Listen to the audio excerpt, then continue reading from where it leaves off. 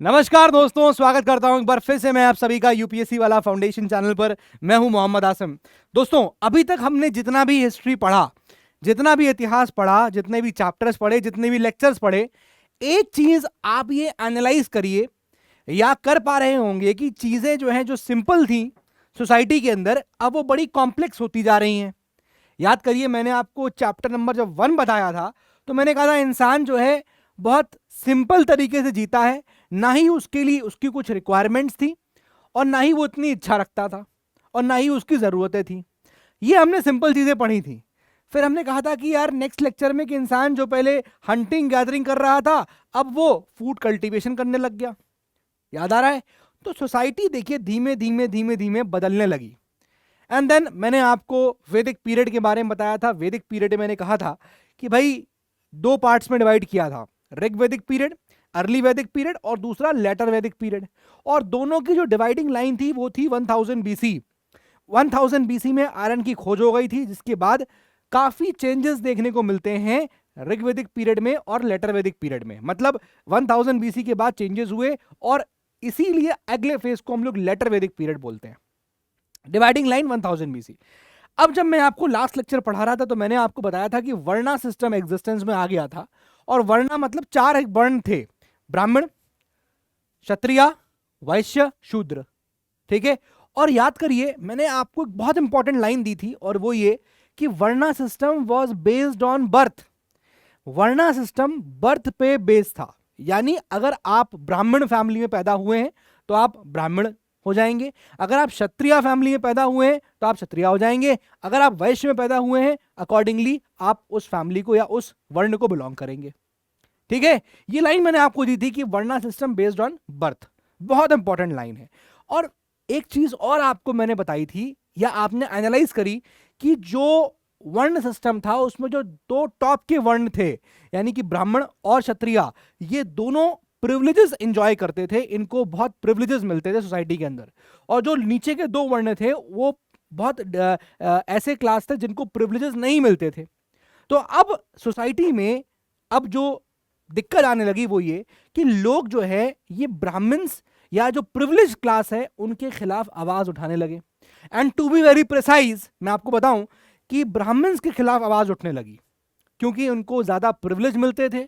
और जो उनका ये रिचुअलिस्टिक डोमिनेशन था कि भैया रिचुअल्स करेंगे तो सिर्फ ब्राह्मण्स कर सकते हैं, या उनको सोसाइटी में रहते वक्त बहुत ज्यादा फायदे मिलते थे वो सिर्फ उन्हीं को क्यों मिलेंगे, इसके खिलाफ यहां पर रिएक्शंस आना स्टार्ट हो गए।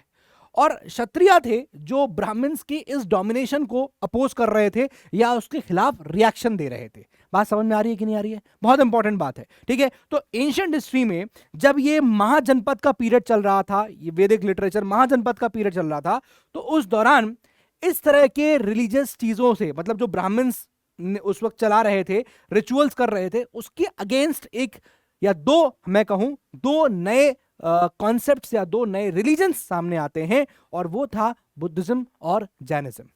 तो अगर आपसे सिंपल भाषा में पूछे कि क्यों जैनिज्म और बुद्धिज्म एग्जिस्टेंस में आए, it is simply a reaction to Brahmins ritualistic domination या ब्राह्मण डोमिनेशन। पॉइंट क्लियर है? कहानी समझ में आ गई? सिर्फ आपको मैंने ये बताया है ताकि आपकी कहानी एकदम क्लियर रहे।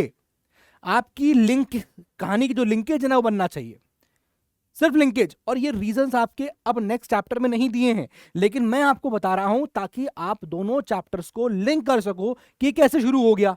और वही मेन जरूरी चीज है। अगर लिंक नहीं रहेगा तो कहानी एकदम एब्रप्ट, आपको लगेगा कहीं से भी शुरू हो रही है, कहीं से भी शुरू नहीं हो रही है। लिंकिंग है दोनों चैप्टर्स में, कहानी आगे बढ़ रही है। ठीक है? तो मैं आपको अब रीजंस लिखाने जा रहा हूं कि क्यों बुद्धिज्म और जैनिज्म एग्जिस्टेंस में आया। मैं आपको 4 रीजन लिखाऊंगा जो एग्जामिनेशन पर्सपेक्टिव से बहुत इंपॉर्टेंट है, कई बार पूछा गया है यूपीएससी सीएससी के अंदर। ठीक है? वो क्वेश्चंस आपको यहां, मैं वो आंसर यहां पर आपको पॉइंट्स लिखाऊंगा।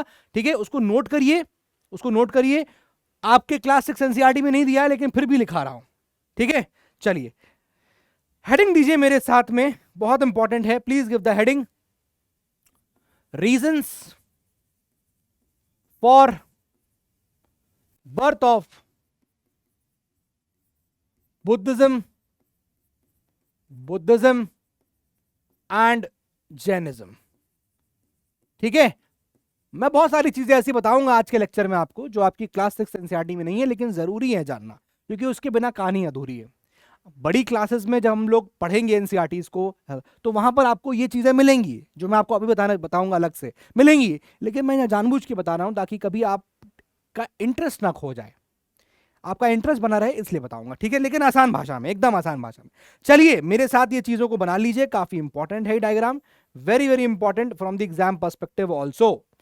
चलिए देखिए जरा, देखो यार, पहला रीजन मैंने आपको ऑलरेडी बहुत क्लियर कर दिया है, already very clear. First reason क्या है? Domination of Brahmins. क्षत्रिय का रिएक्शन आया इसके अगेंस्ट, क्षत्रिय कह रहे थे भाई क्यों खाली ब्राह्मण्स का ही डोमिनेशन है, इसके अगेंस्ट वो आवाज उठा रहे थे। पहला पॉइंट मेंशन कर लीजिए, क्षत्रियाज नोट करिएगा, कहीं कुछ स्पेलिंग मिस्टेक हो जाए तो उसके लिए बुरा मत मानिएगा, ठीक है। क्षत्रियाज का रिएक्शन आना शुरू हुआ ब्राह्मण्स के अगेंस्ट, ठीक है ना। रिएक्शन अगेंस्ट किसके? अगेंस्ट किसके? Ritualistic domination, ritualistic domination, ritualistic domination.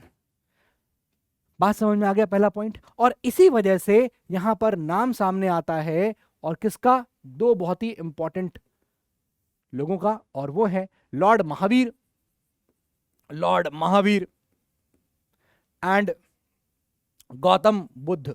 मैं सिर्फ अभी गौतम लिख रहा हूं, या मैं यहां पर बुद्धा लिख देता हूं ताकि आपको समझ में आ जाए, ये सिर्फ समझाने के लिए। अभी उनको स्टार्टिंग से बुद्धा नहीं कहा गया, ध्यान रखिएगा, बताऊंगा कब उनको बुद्धा कहा गया वो भी बताऊंगा, लेकिन पहला पॉइंट क्लियर आ गया। पहला रीजन क्या है? पहला रीजन है कि क्षत्रिय जो है वो उनके रिएक्शन देते हैं, मतलब एक रिएक्शन अगेंस्ट देते हैं क्षत्रियास के, ब्राह्मण्स के अगेंस्ट, कि क्यों खाली यही रिचुअलिस्टिक डोमिनेशन कर रहे हैं। दूसरा पॉइंट देखिए, second point very important, very important. दूसरा पॉइंट था कि नई एग्रीकल्चर इकोनॉमी का ग्रोथ होने लगा, याद करिए, है ना। न्यू एग्रीकल्चर इकोनॉमी का ग्रोथ होने लगा, मैंने बताया था आपको, न्यू एग्रीकल्चर इकोनॉमी आ गई थी। भाई पहले खाली इकोनॉमी किस पे बेस्ड थी? कैटल बेस्ड थी, लेकिन 1000 बीसी में क्या हुआ? आयरन की खोज हो गई, उसकी वजह से क्या हुआ? न्यू आयरन टूल्स आ गए, न्यू आयरन टूल्स आ गए। लोगों ने फिर वुड के प्लाउ की जगह आयरन प्लाउ बनाया, टूल्स बनाए, और यूपी बिहार के जो जंगल थे उन्हें काटा, और फिर वो गंगा और यमुना के रीजन में जाके सेटल हो गए, ठीक है। ऋग्वैदिक पीरियड इंसान सेटल था पंजाब के एरिया में। लेटर वैदिक पीरियड में आप देखोगे बाद में क्या होगा कि जब ये आयरन की खोज हुई तो उसके बाद ये टूल्स की वजह से जंगलों को काटा, और फिर वो आके नीचे यमुना, गंगा यमुना के आसपास सेटल होने लगे। और फिर जो इकोनॉमी है, मैंने आपको बताया था कि वो एग्रीकल्चर इकोनॉमी में कन्वर्ट हो जाती है, ठीक है। बात समझ में आ गया? चेंज कैसे हुआ? इकोनॉमी चेंज हो गई, मतलब पहले आप देखोगे कि इकोनॉमी नहीं थी, पहले एग्रीकल्चर नहीं था, पहले इतनी लोगों की जरूरत ही नहीं थी, सिंपल इकोनॉमी, सिंपल पॉलिटी, हर चीज बहुत सिंपल थी, ज्यादा जरूरत नहीं, ज्यादा शौक नहीं था। आयरन की खोज ने चीजों को बदल दिया। और आप अक्सर देखोगे कि जब भी कहीं की अगर इकोनॉमी खराब होती है तो वहां रिलीजन का ज्यादा बलबोला हो जाता है, अक्सर, मतलब नॉट ऑलवेज, बट ये जनरली आप अप्लाई करके देखोगे मेनी कंट्रीज में, you will find many countries. जैसे आप अमेरिका की बात करें, यूनाइटेड स्टेट्स ऑफ अमेरिका, आप रशिया की बात करिए, इन कंट्रीज में आप देखिए कि इकोनॉमी तगड़ी है तो वहां पर कभी भी आपको रिलीजन के बेसिस पे लड़ाई दंगे देखने को नहीं मिलेंगे, रिलीजन का इतना डोमिनेशन नहीं होता है, ठीक है। But when you come to Afghanistan, Pakistan, all these countries आप देखिए, तो चूंकि यहां पर इकोनॉमी इतनी स्ट्रांग नहीं है, इस वजह से यहां पर लोग, भैया जो होगा ऊपर वाला देखेगा, लोग तुरंत रिलीजन को, गॉड को बीच में ले आते हैं। बात समझ में रहो क्यों आ जाता है गॉड बीच में, ठीक है ना। क्लियर है ये बात? तो ये इंपॉर्टेंट है, यहां पर ध्यान रखिएगा। मार्क्स ने भी कहा था religion is the opium of the people, है ना। इस वजह से तो यहां पर दो रीजन क्लियर हो गए। तीसरा रीजन देखिए भाई, वैदिक टाइम्स में एनिमल सैक्रिफाइस बोला जा रहा था कि एनिमल की सैक्रिफाइस करिए, एनिमल सैक्रिफाइस कब? वैदिक टाइम्स में। लेकिन जब इकोनॉमी चेंज हो गई, तो अब जब हमारे पास नई इकोनॉमी आ गई, एग्रीकल्चर इकोनॉमी एग्जिस्टेंस में आ गई, तो ये कॉन्ट्रोडिक्शन नहीं हो गया? Challenging the new agriculture economy, challenging new agriculture economy. Challenging new agriculture economy. समझाता हूं क्या मतलब है इसका। देखो, इसका मतलब दोस्त सिंपल भाषा में यह हुआ कि पहले कहा जा रहा था वैदिक टाइम में कि ये जानवरों की सैक्रिफाइस करो, बलि चढ़ाओ, लेकिन भाई जब इकोनॉमी चेंज हो गई, एग्रीकल्चर इकोनॉमी आ गई, तो अल्टीमेटली जरूरत तो जानवरों की थी ना एग्रीकल्चर के दौरान। समझ रहे हो? जरूरत तो एग्रीकल्चर इकोनॉमी जब आ गई तो चैलेंज हो गया ना कि एनिमल सैक्रिफाइस भी करना है, करवा रहे हो, और एक तरफ एग्रीकल्चर इकोनॉमी को प्रमोट भी कर रहे हो। दोनों चीजें कैसे हो सकती हैं? क्लियर? ये भी एक रीजन था, birth of Buddhism and Jainism. And तीसरा, फोर्थ पॉइंट, जो सोसाइटी में वर्ण के जो नीचे वाले दो वर्ण थे, वैश्य एंड शूद्रा, उसमें से आप देखोगे तो Vaishyas they started supporting Buddhism and Jainism. Of course, क्योंकि ऑलरेडी ब्राह्मण्स को बहुत प्रिविलेज मिले हुए थे। इसी वजह से क्या हुआ कि वैश्या जो थे, फोर्थ पॉइंट, वैश्याज, इन्होंने सपोर्ट करना शुरू किया। किसको? नोट करिएगा, सपोर्टेड whom?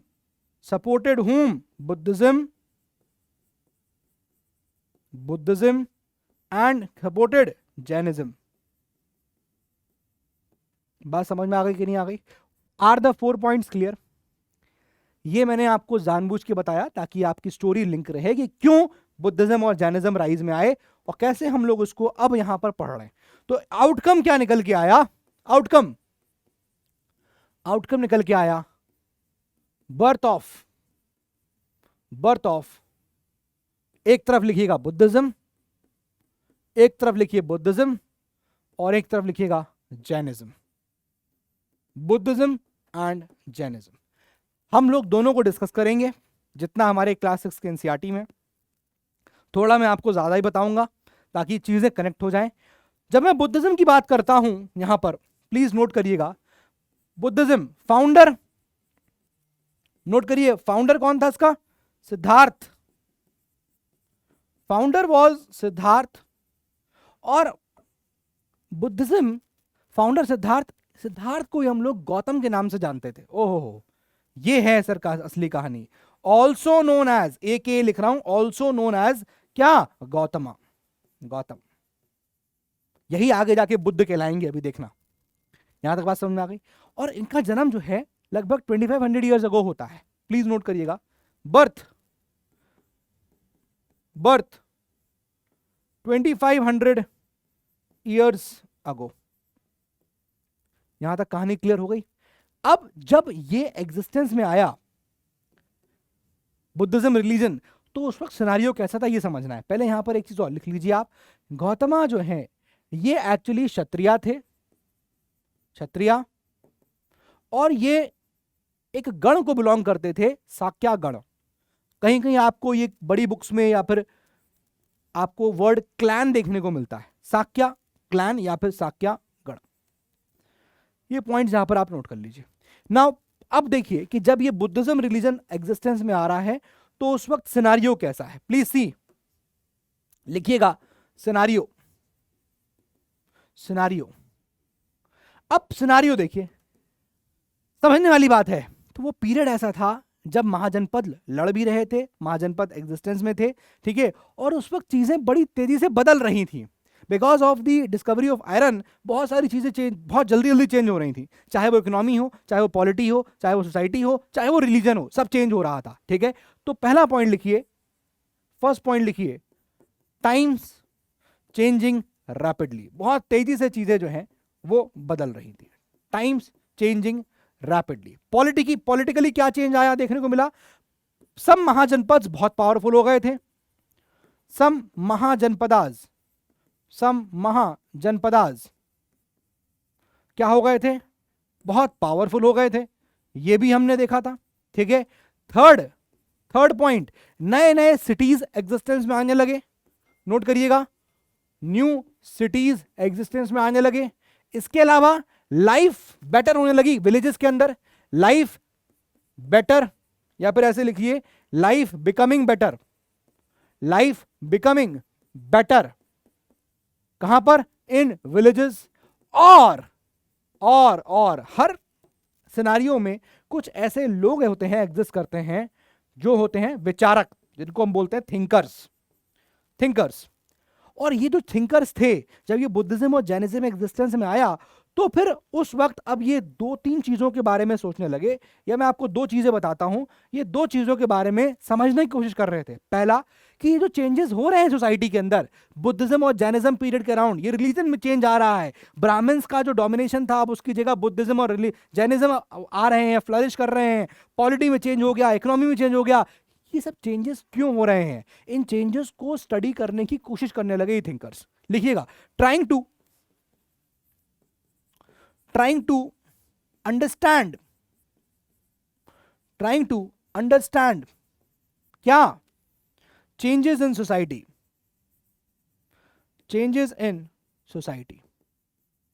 तो चेंजेस हो रहे हैं उसको यहां समझने की कोशिश वो करने लगे। दूसरा, अच्छा यहां पर सही नहीं लिखा है, मैं दोबारा से लिख रहा हूं। हाँ जी, चेंज इन सोसाइटी, ठीक है। और दूसरा क्वेश्चन जो वो ढूंढ रहे थे, समझने की कोशिश कर रहे थे कि भैया यार, ये जीवन का, लाइफ का नया, इस लाइफ का मतलब क्या है? हम आए हैं इस दुनिया में, चले जाएंगे मर के। Why we are in this life, why we are in this दुनिया? हिस्ट्री का एक नया पहलू था ये। लोग अब इस चीज पे विचार कर रहे थे। अभी तक ये विचार कभी नहीं हुआ कि what is the true meaning of life. अब चीजें फिलोसफिकल स्टार्ट हो गई, मजबूरी हो गई ना। ब्राह्मण्स रिचुअलिस्टिक डोमिनेशन दिखा रहे थे, ऐसा कर दो तो यहां स्वर्ग में चले जाओगे, ये हो जाएगा तो ये हो जाएगा। इस तरह का सिनारियो था ब्राह्मण्स के टाइम पे, उनका डोमिनेशन चल रहा था। तो असली में सोच में ही आया कि भाई हमारा मेन मकसद क्या है जीवन का? हमको दुख मिलना है, हमारे जीवन से कुछ लोग होते हैं मर जाते हैं, बिछड़ जाते हैं, हम परेशान होते हैं, क्या मतलब है? What is the true meaning of the life? लिखिएगा, point number 2, trying to understand, क्या क्या चीज? True meaning of life, true meaning of life, life का यहां पर ट्रू मीनिंग क्या है? समझ में आ गया? अब हैविंग अंडरस्टूड ऑल दिस, अब आप प्लीज यहां पर लिखिए, हेडिंग डाल दीजिए, very important, life of Buddha. अब यहां से हम समझते हैं बुद्धा की लाइफ से कैसे चीजें यहां पर डेवलप हुई हैं। Life of Buddha, clear? यहां तक बातें क्लियर। दूसरी बात यह है कि नोट्स की जहां तक बात है, तो नोट्स में पिन करवा, मतलब कुछ बच्चे कह रहे हैं सर नोट्स नहीं मिल रहे हैं बुनियाद बैच में, है ना? तो अगर वहां नोट्स नहीं हो पा रहे हैं तो मैं पता कर लूंगा कि नोट्स कहां पर अपलोडेड है, और मैं बता दूंगा, कमेंट बॉक्स में पिन करा दूंगा ये कमेंट कि नोट्स इस जगह पर हैं, आप यहां से उस नोट को ले सकते हैं। और कोई बच्चे ये भी लिखते हैं कि सर आप जब स्क्रीन पे लिखा करिए तो साइड हट जाया करिए, ताकि हम स्क्रीनशॉट ले लें, तो मैं हट जाऊंगा, ठीक है? प्रीवियस स्लाइड से तो मैं नहीं हटा, भूल गया, लेकिन अब मैं आगे से हट जाऊंगा। लाइफ ऑफ बुद्धा लिखिए दोस्त। जब मैं लाइफ ऑफ बुद्धा की बात कर रहा हूं तो मैं शुरुआत करूंगा बर्थ से, birth, and I will take things till death. ये हमको बेसिकली पढ़ना है, बर्थ से डेथ। और ये जो यहां पर पूरा चक्र रहेगा, ये जो पूरी लाइफ रहेगी, ये हमको यहां पर पूरी एक स्लाइड में पढ़ा दूंगा, बर्थ से लेकर डेथ तक। आपके एग्जामिनेशन पर्सपेक्टिव से बहुत इंपॉर्टेंट है बर्थ। चलिए लिखना स्टार्ट करते हैं, काफी इंपॉर्टेंट है। बर्थ की बात करेंगे हम लोग अगर, तो लिखिएगा 563 बीसी इनका बर्थ हुआ। कहां पर? नोट करिएगा, नेपाल, लुम्बिनी, नेपाल। नोट करिएगा,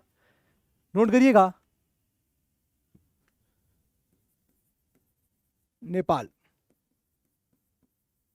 ठीक है। डेथ कहां पर हुई और कब हुई? डेथ कुशीनगर बोलते हैं, कुशीनगर, लेकिन उसको एनसीईआरटी में बोला है कुशीनारा। डेथ कब हुई? लिखिएगा 483 बीसी, और जगह क्या है? नोट करिएगा, कुशीनारा। यही बाद में जाके आपको कुशीनगर देखने को मिलेगा, ठीक है।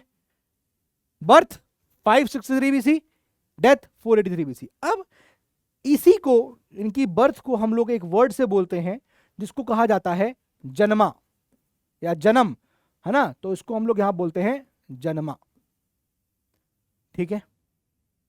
बात समझ में आ गया? अब at the age of 29 years, 29 साल की एज पर, नोट करिएगा बहुत इंपॉर्टेंट है, अलग पेन से ले लेते हैं इसको। हाँ जी, देखिए 29 ईयर्स की जब उनकी एज थी, 29 ईयर्स, तो उन्होंने अपना घर छोड़ दिया और वो नॉलेज की सर्च पे निकल पड़े। ये जो क्वेश्चंस थे ना, what is the true meaning of life, life का सही मतलब क्या है, ये सब सवालों के जवाब, हम क्यों दुनिया में आए हैं, हमें बहुत दुख है इस दुनिया में, हमारी क्रेविंग्स हैं, कैसे हम इन क्रेविंग्स डिजायर्स को खत्म कर सकते हैं, कैसे हमको निर्वाण प्राप्ति होगी, ये सब सवालों के जवाब उनको चाहिए थे और इस वजह से उन्होंने अपना घर छोड़ दिया, त्याग दिया, मतलब घर छोड़ दिया।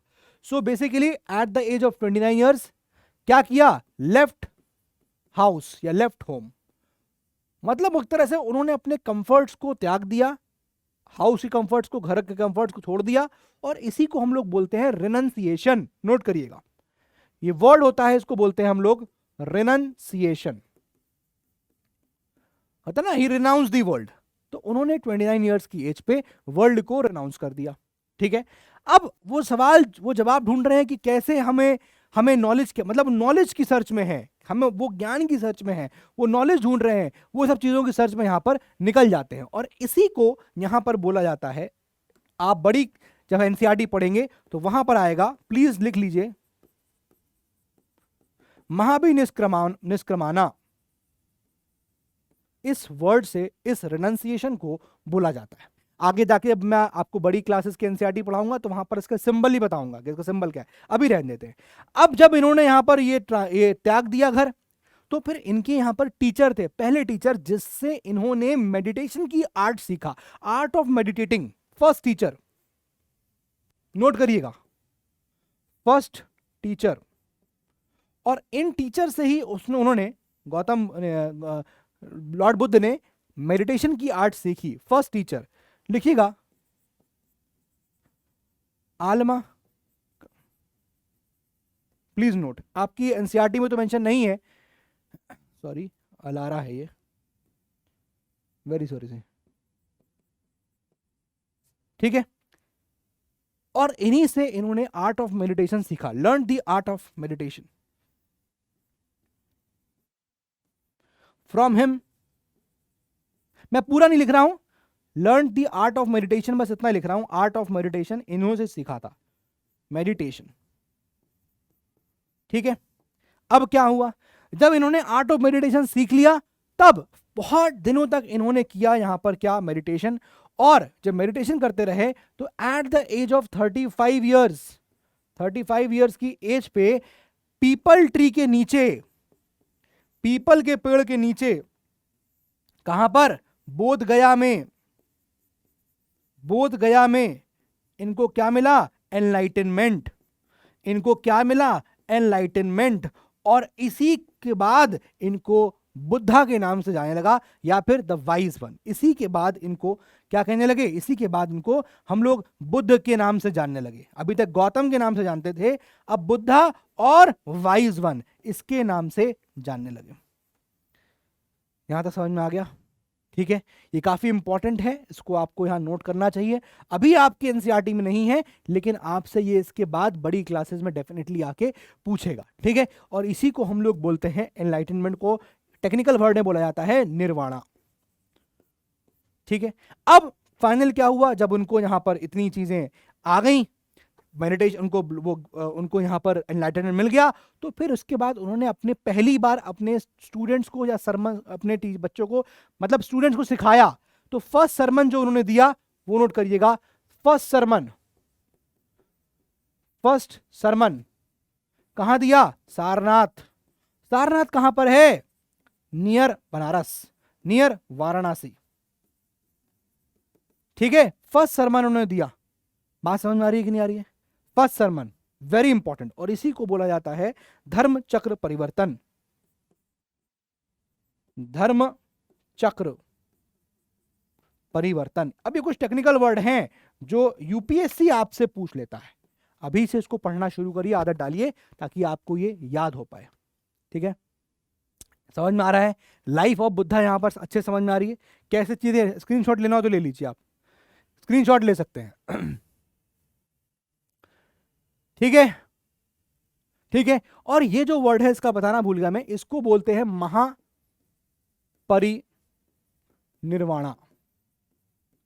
डेथ को महापरिनिर्वाणा। तो फर्स्ट सरमन सारनाथ, जहां पर उन्होंने अपने फर्स्ट टाइम सिखाया, टीचिंग्स बताई, ठीक है, टॉट, फर्स्ट सरमन, टीचिंग्स यहां पर बताई अपनी।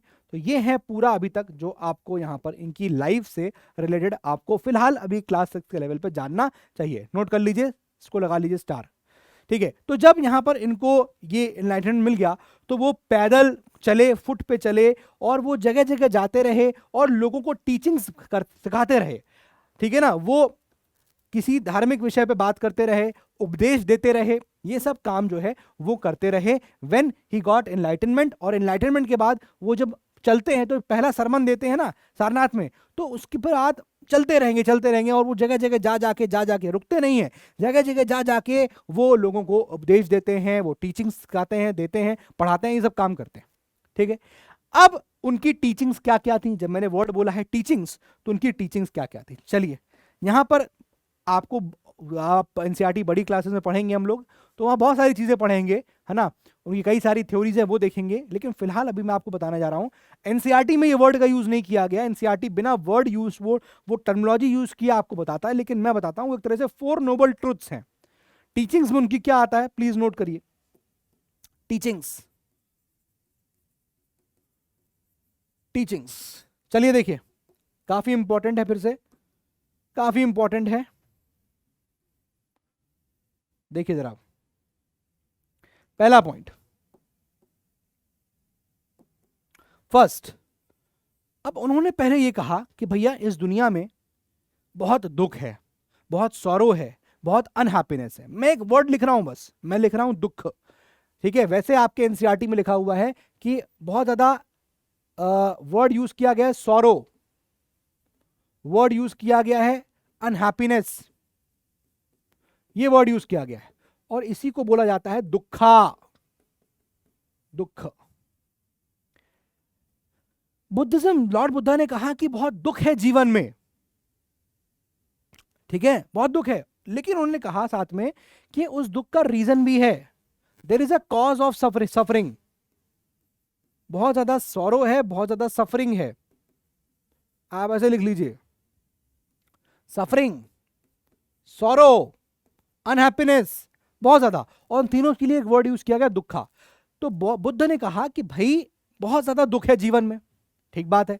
फिर उन्होंने कहा इस दुख का रीजन भी है, कॉज ऑफ सफरिंग। क्या है कॉज ऑफ सफरिंग?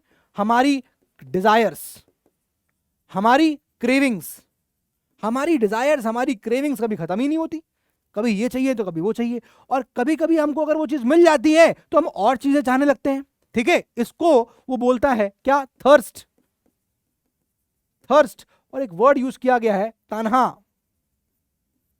एनसीईआरटी में, ठीक है, कॉज ऑफ सफरिंग। फिर पॉइंट नंबर सी, उन्होंने कहा कि भाई इस दुख का निरोध भी है, इसको हम खत्म भी कर सकते हैं, ठीक है। इसको यहां पर एक वर्ड से लिखा जाता है, आप इसको चाहे मेंशन कर लीजिए यहां पर, दुख निरोध, जैसे बताया ना दुख है, ठीक है। अब इस दुख का क्या है, दुख, इसको बोलते हैं, कॉज ऑफ सफरिंग को क्या बोलते हैं, दुख समुदाय, दुख समुदाय, ठीक है, कॉज ऑफ सफरिंग। इस कॉज को, सफरिंग को हम खत्म कर सकते हैं, पॉइंट नंबर सी, दुख निरोध, दुख निरोध, ठीक है। हम कॉज ऑफ सफरिंग को खत्म कर सकते हैं, cause of suffering can be ended. And point number D, कैसे एंड कर रहे हो कॉज ऑफ सफरिंग को, कैसे एंड करोगे, path leading to, path leading to cessation of suffering. Cessation मतलब होता है कोई चीज खत्म होना, सफरिंग खत्म होना, सेसेशन ऑफ सफरिंग। एक पाथ भी है जिसके थ्रू अगर हम उसको फॉलो करेंगे तो हम इन सफरिंग्स को खत्म कर सकते हैं, और लॉर्ड बुद्ध के हिसाब से उस पार्ट को हम लोग बोलते हैं अष्टांगिक मार्ग, अष्टांगिक मार्ग। मैं अभी इस वाले लेक्चर में आपको अष्टांगिक मार्ग यानी कि 8 फोल्ड पाथ नहीं बताऊंगा, वो बड़ी क्लासेस में हम इसको बोलते हैं इंग्लिश में 8 फोल्ड पाथ, 8 फोल्ड पाथ। जैसे कि सच बोलो, अपना कर्तव्य सही से करो, सही वर्च्यू होना चाहिए, ये सब 8 हैं, अभी यहाँ डिस्कस नहीं करेंगे। जस्ट बता दे रहा हूं कि उनकी टीचिंग्स क्या थी लॉर्ड बुद्ध की। एक आपको एक क्रक्स करके दे रहा हूं, टीचिंग क्या थी। लॉर्ड बुद्ध ने कहा कि बहुत ज्यादा सफरिंग्स हैं, बहुत ज्यादा सौरो है, बहुत अनहैप्पीनेस है, यानी कि दुख बहुत है। और साथ में लॉर्ड बुद्ध को इन्होंने कहा टीचिंग्स में कि भाई दुख का कारण है, क्या कारण है कि हमारी बहुत ज्यादा डिजायर्स हैं, हमारी बहुत ज्यादा यहाँ पर ख्वाहिशें हैं, बहुत ज्यादा हमारी इच्छाएं होती हैं, और हम उसी इच्छाओं के पीछे लगे हैं लगे हैं लगे हैं, जबकि वो हमारा अल्टीमेट गेम है ही नहीं, हमारा अल्टीमेट एम वो है ही नहीं। क्या अल्टीमेट एम, वो क्या है, वो है निर्वाण, इस बर्थ एंड डेथ की साइकिल से ऊपर उठना।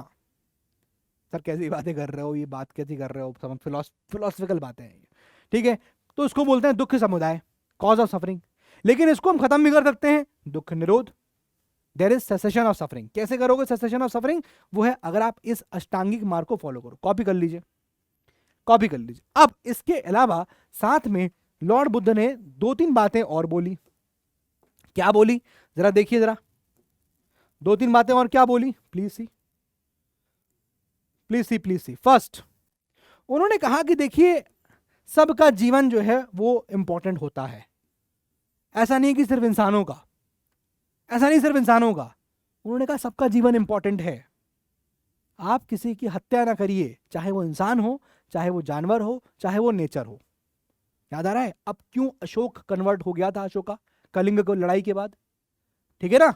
ये टीचिंग्स थी बुद्धिज्म की, ठीक है ना। क्या, नोट करिएगा कि टॉट पीपल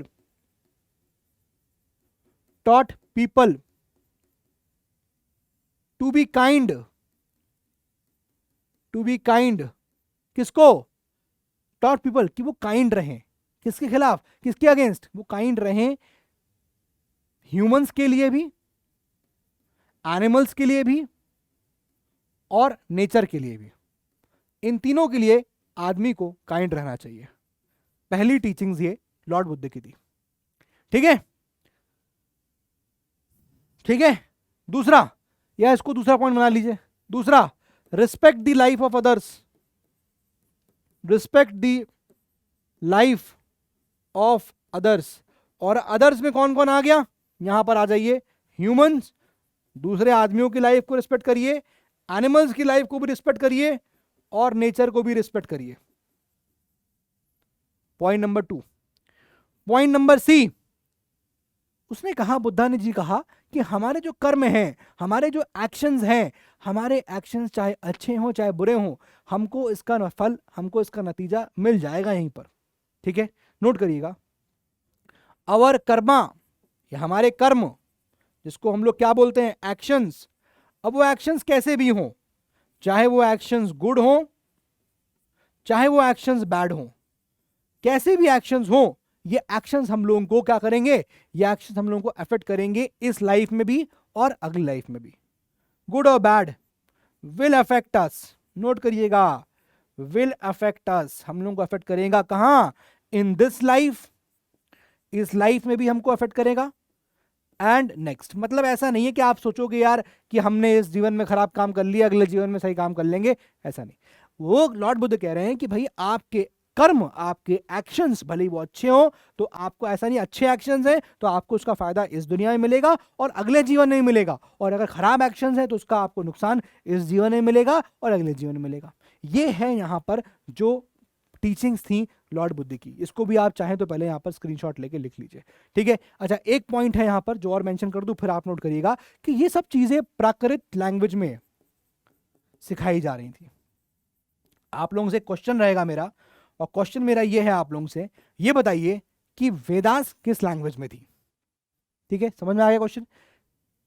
बुद्धिज्म के टाइम पे जो चीजें सिखाई जा रही हैं वो प्राकृतिक लैंग्वेज में है, वेदास में जो चीजें लिखी थी वो किस लैंग्वेज में थी बताइएगा। अब जरा उसको कॉपी कर लीजिए आप लोग, ठीक है। अब जो है हमारे इन चीजों को समझाने के लिए कि ये सब चीजें वो जो बुद्धा बता रहे थे, यहां पर एक स्टोरी भी है, एक स्टोरी है, मैं आपको वो पहले बता देता हूं। और वो स्टोरी है, आपकी एनसीईआरटी वर्ड यूज करती है किसा गौतमी, किसा गौतमी, ठीक है। नोट करिएगा, स्टोरी ऑफ किसा गौतमी। अब मैं स्टोरी यहां पर लिखूंगा नहीं, शायद मैंने उसका स्क्रीनशॉट लगाया होगा तो मैं आपको दिखा देता हूं, वरना कोई बात ही नहीं।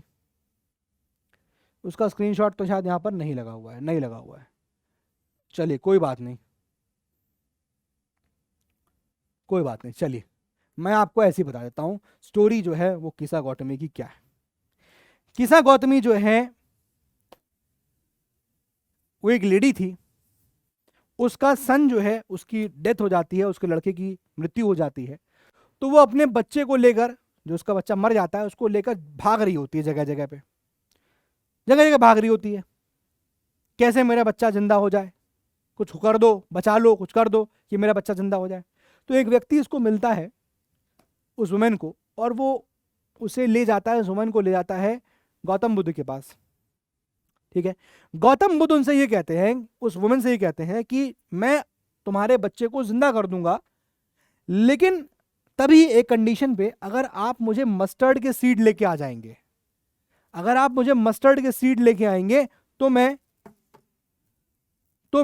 बच्चे को जिंदा कर दूंगा। वो वुमेन एक बार की खुश हो जाती है, अरे बहुत बढ़िया, और तुरंत निकल जाती है, निकलने लगती है। तो उसको रोकते हैं गौतम बुद्ध कि कंडीशन है क्या, कंडीशन ये है कि आपको ऐसे घर से सीड लेके आने हैं जिस घर में किसी की डेथ ना हुई हो।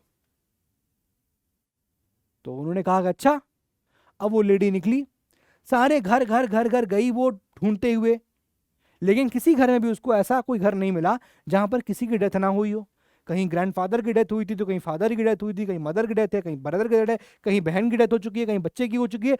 हर घर में किसी ना किसी की डेथ यहां पर हुई। इस स्टोरी से गौतम बुद्ध क्या सिखाना चाह रहे थे उस वुमेन को? उसको ये सिखाना चाह रहे थे कि भाई डेथ एंड सफरिंग, या सफरिंग एंड डेथ, ये कॉमन है सभी लोगों के लिए, सभी लोगों के लिए कॉमन है। तो सफरिंग है and death, it is common to all.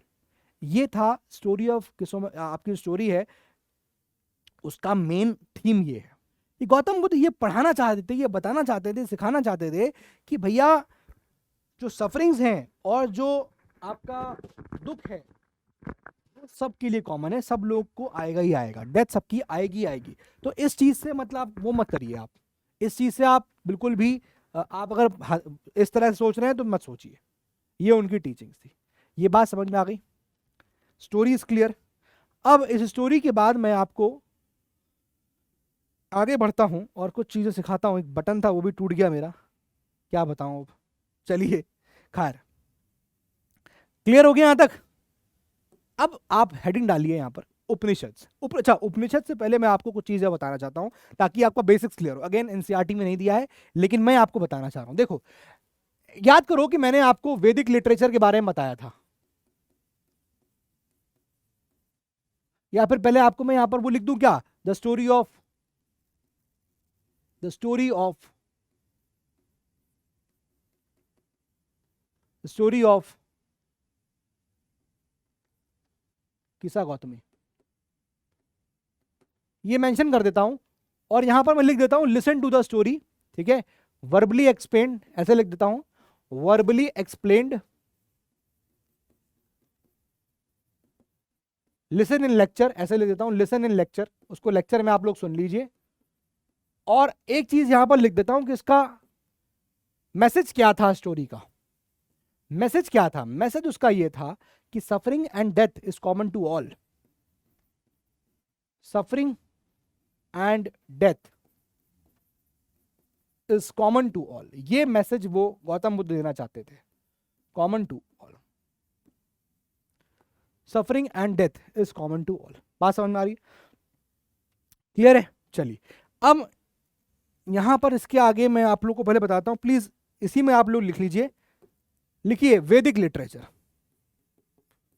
थोड़ा सा आपको पहले मैं ब्रीफ कर देना चाहता हूं, तब मैं आप लोगों को उपनिषद पढ़ाऊंगा ताकि आपको समझ में आ जाए, ठीक है, ताकि आपको समझ में आ जाए। देखिए, अब मैं वैदिक लिटरेचर आपको पढ़ा रहा था, याद करिए, तो मैंने आपको बताया था कि वैदिक लिटरेचर में क्या है।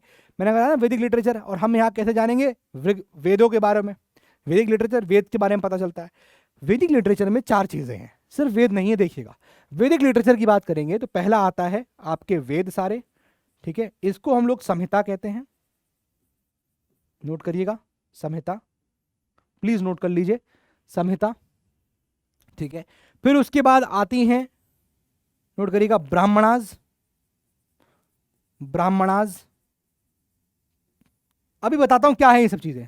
फिर तीसरी लिखिएगा अरण्यकाज, अरण्यकाज, और फिर चौथी लिखिएगा उपनिषद्स, उपनिषद। अब आपके एनसीईआरटी में ना सीधे क्लास 6 में, क्लास 6 की एनसीईआरटी में सीधे उपनिषद के बारे में लिख दिया। तो भाई मुझे लगा कि यार डायरेक्टली आप उपनिषद के बारे में कैसे जान पाओगे जब तक आप थोड़ा इसका बैकड्रॉप नहीं जानोगे, कहां से आया, अब उपनिषद क्या है, कैसे शुरू होगा। देखो एक्चुअली क्या है, मैंने आपको बताया कि जो वैदिक लिटरेचर है दोस्त, उसमें 4 चीजें हैं, 4 प्रोडक्शंस हैं, ये 4 चीजों का प्रोडक्शन है। एक तो वेद, दूसरा ब्राह्मणास, तीसरा आप देखोगे अरण्यकाज, और चौथा है उपनिषद। वैदिक वेद या संहिता में मैंने आपको 4 बताई थी, क्या क्या। एक बताई थी मैंने आपको ऋग्वेद, है ना, ऋग्वेद। फिर मैंने एक बताई थी आपको Yajurveda, Yajurveda book of sacrifice इसको बोलते हैं। फिर उसके बाद मैंने बताई थी सामवेद, है ना, यानी कि जो बुक ऑफ चैंट्स है। और फिर मैंने आपको बताई थी अथर्ववेद, जादू टोना इसमें आ जाता है, अथर्ववेद। अब जितनी भी आपकी वेद हैं, वेद, इन सब वेद में क्या था दोस्त, इन सब वेदों में क्या था, इन सब वेदों में थे हिम्स, याद करिए ऋग्वेद के बारे में। चलो ऐसा करो, अभी बाकी का पढ़ा नहीं है तो आप खाली इतना ही लिख लो, ठीक है। मैंने क्या बताया था कि ऋग्वेद है, ऋग्वेद में क्या थी, हिम्स थी, ठीक है। तो ब्राह्मणास क्या है, ब्राह्मणास है, लिखिएगा explanation of Vedas, explanation of hymns. Hymns की एक्सप्लेनेशन को बोलते हैं यहां पर ब्राह्मणास। और हर वेद के साथ सेवरल ब्राह्मणास अटैच्ड होती हैं, लिखिएगा several Brahmanas attached, several Brahmanas attached, attached to Veda. समझ रहे हो भाई। देखो आपकी एनसीईआरटी है, ठीक है, एनसीईआरटी। अब एनसीईआरटी में कहेंगे चीजें आपको समझ में नहीं आती तो आप गाइड ले लेते हो। तो बेसिकली वेद में ये वेद थी, अब वेद में हिम्स थी, उन हिम्स का एक्सप्लेनेशन आपको ब्राह्मणास से मिलेगा। बात समझ में आ गया। तो व्हाट आर ब्राह्मणास, ये एक्सप्लेन करती हैं हिम्स को, इन वेदों की हिम्स को, ठीक है। फिर उसके बाद अरण्यकास, ये बेसिकली फॉरेस्ट टेक्स्ट थे, फॉरेस्ट टेक्स्ट। अब ये कैसे टेक्स्ट थे, ये ऐसे टेक्स्ट थे जो हर्मिट्स और स्टूडेंट्स के लिए लिखे गए थे, जो जंगलों में रह रहे थे या जंगलों में जाते थे, ठीक है ना। तो ये हर्मिट्स के लिए थे, हर्मिट्स और स्टूडेंट्स के लिए थे। इनको अरण्यकास बोल, अरण्यका का मतलब ही है फॉरेस्ट, ठीक है, अरण्या का मतलब है फॉरेस्ट। तो अरण्या का अरण्यकास क्या है, फॉरेस्ट टेक्स्ट, ठीक है। अब उपनिषद की बारी आती है। बेसिकली अगर इसका आप लिटरल मीनिंग देखोगे, लिटरल, मैं पहले लिटरल मीनिंग बता रहा हूं उसका। लिटरल मीनिंग जो आपकी एनसीईआरटी कहती है, लिटरल मीनिंग इसका क्या है, लिखिएगा लिटरल मीनिंग है approaching and sitting down, sitting near, approaching and, approaching and sitting near, approaching and sitting near. वैसे अगर आप देखोगे तो ये उपनिषद जो है इनको हम लोग वेदांत भी कहते हैं। क्या बोलते हैं, वेदांत कहते हैं। क्यों, क्यों, क्योंकि ये एक तरह से वेदों के एंड में आती थी, इसलिए उसको वेद अंत कहते थे, अंत में, वेदों के अंत में आना, ठीक है। ये एंड ऑफ वेदास में आया करती है, ठीक है। कई सारी वेद हैं, छंदोग उपनिषद, उसके बारे में भी एक रेफरेंस भी आएगा। तो ये है जो आपको थोड़ा जानना है, क्योंकि हम लोग अब यहाँ शुरू करने जा रहे हैं उपनिषद के बारे में। कुछ बेसिक इन्फॉर्मेशन है, छोटी मोटी इन्फॉर्मेशन है उपनिषद को लेकर जो आपको पता होनी चाहिए, ठीक है। ये मैंने आपको क्लास 6 की एनसीईआरटी के बियॉन्ड दिया है, ये डायग्राम नोट कर लीजिएगा, काफी इंपॉर्टेंट है। चलिए अब जरा देखिए, यहां पर हेडिंग डालिए उपनिषद। अब कुछ चीजें मैं डिक्टेट कर रहा हूं, बच्चे कहते हैं सर हिंदी में भी कर दिया करिए, हिंदी और इंग्लिश दोनों में लिख लीजिए, प्लीज मेंशन करिए। लिखिए, जिस अवधि में बुद्धा या लॉर्ड बुद्ध या भगवान बुद्ध, जिस अवधि में बुद्धा उपदेश दे रहे थे, जिस अवधि में बुद्धा उपदेश दे रहे थे, या जब किसी धार्मिक, जिस अवधि में यानी जिस टाइम पीरियड में बुद्धा उपदेश दे रहे थे या फिर वो प्रीचिंग कर रहे थे, ठीक है, जिस अवधि में बुद्धा उपदेश दे रहे थे या जब किसी धार्मिक विषय पर बात कर रहे थे, तो ऐसे और भी विचारक थे। तो उस वक्त, ऐसे लिखिए, तो उस वक्त ऐसे और भी विचारक थे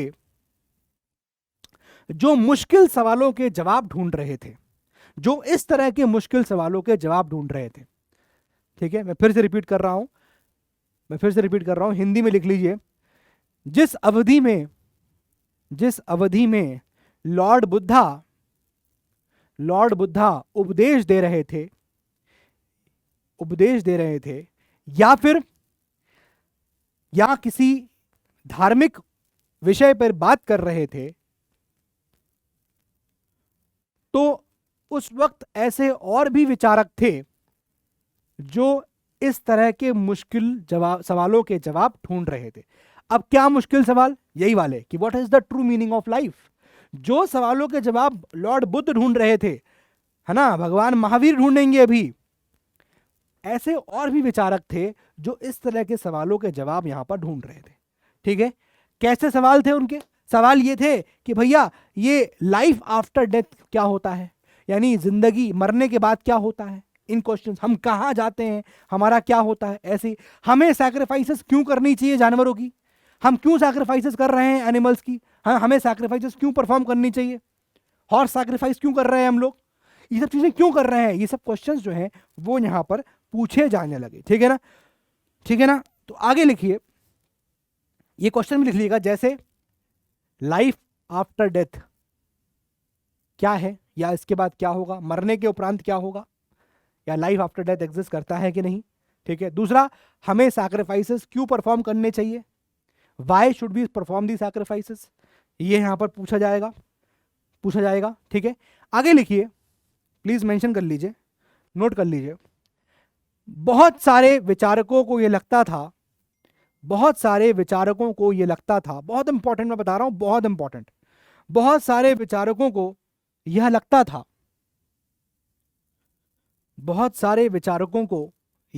था कि दुनिया में कुछ तो ऐसा होगा जो परमानेंट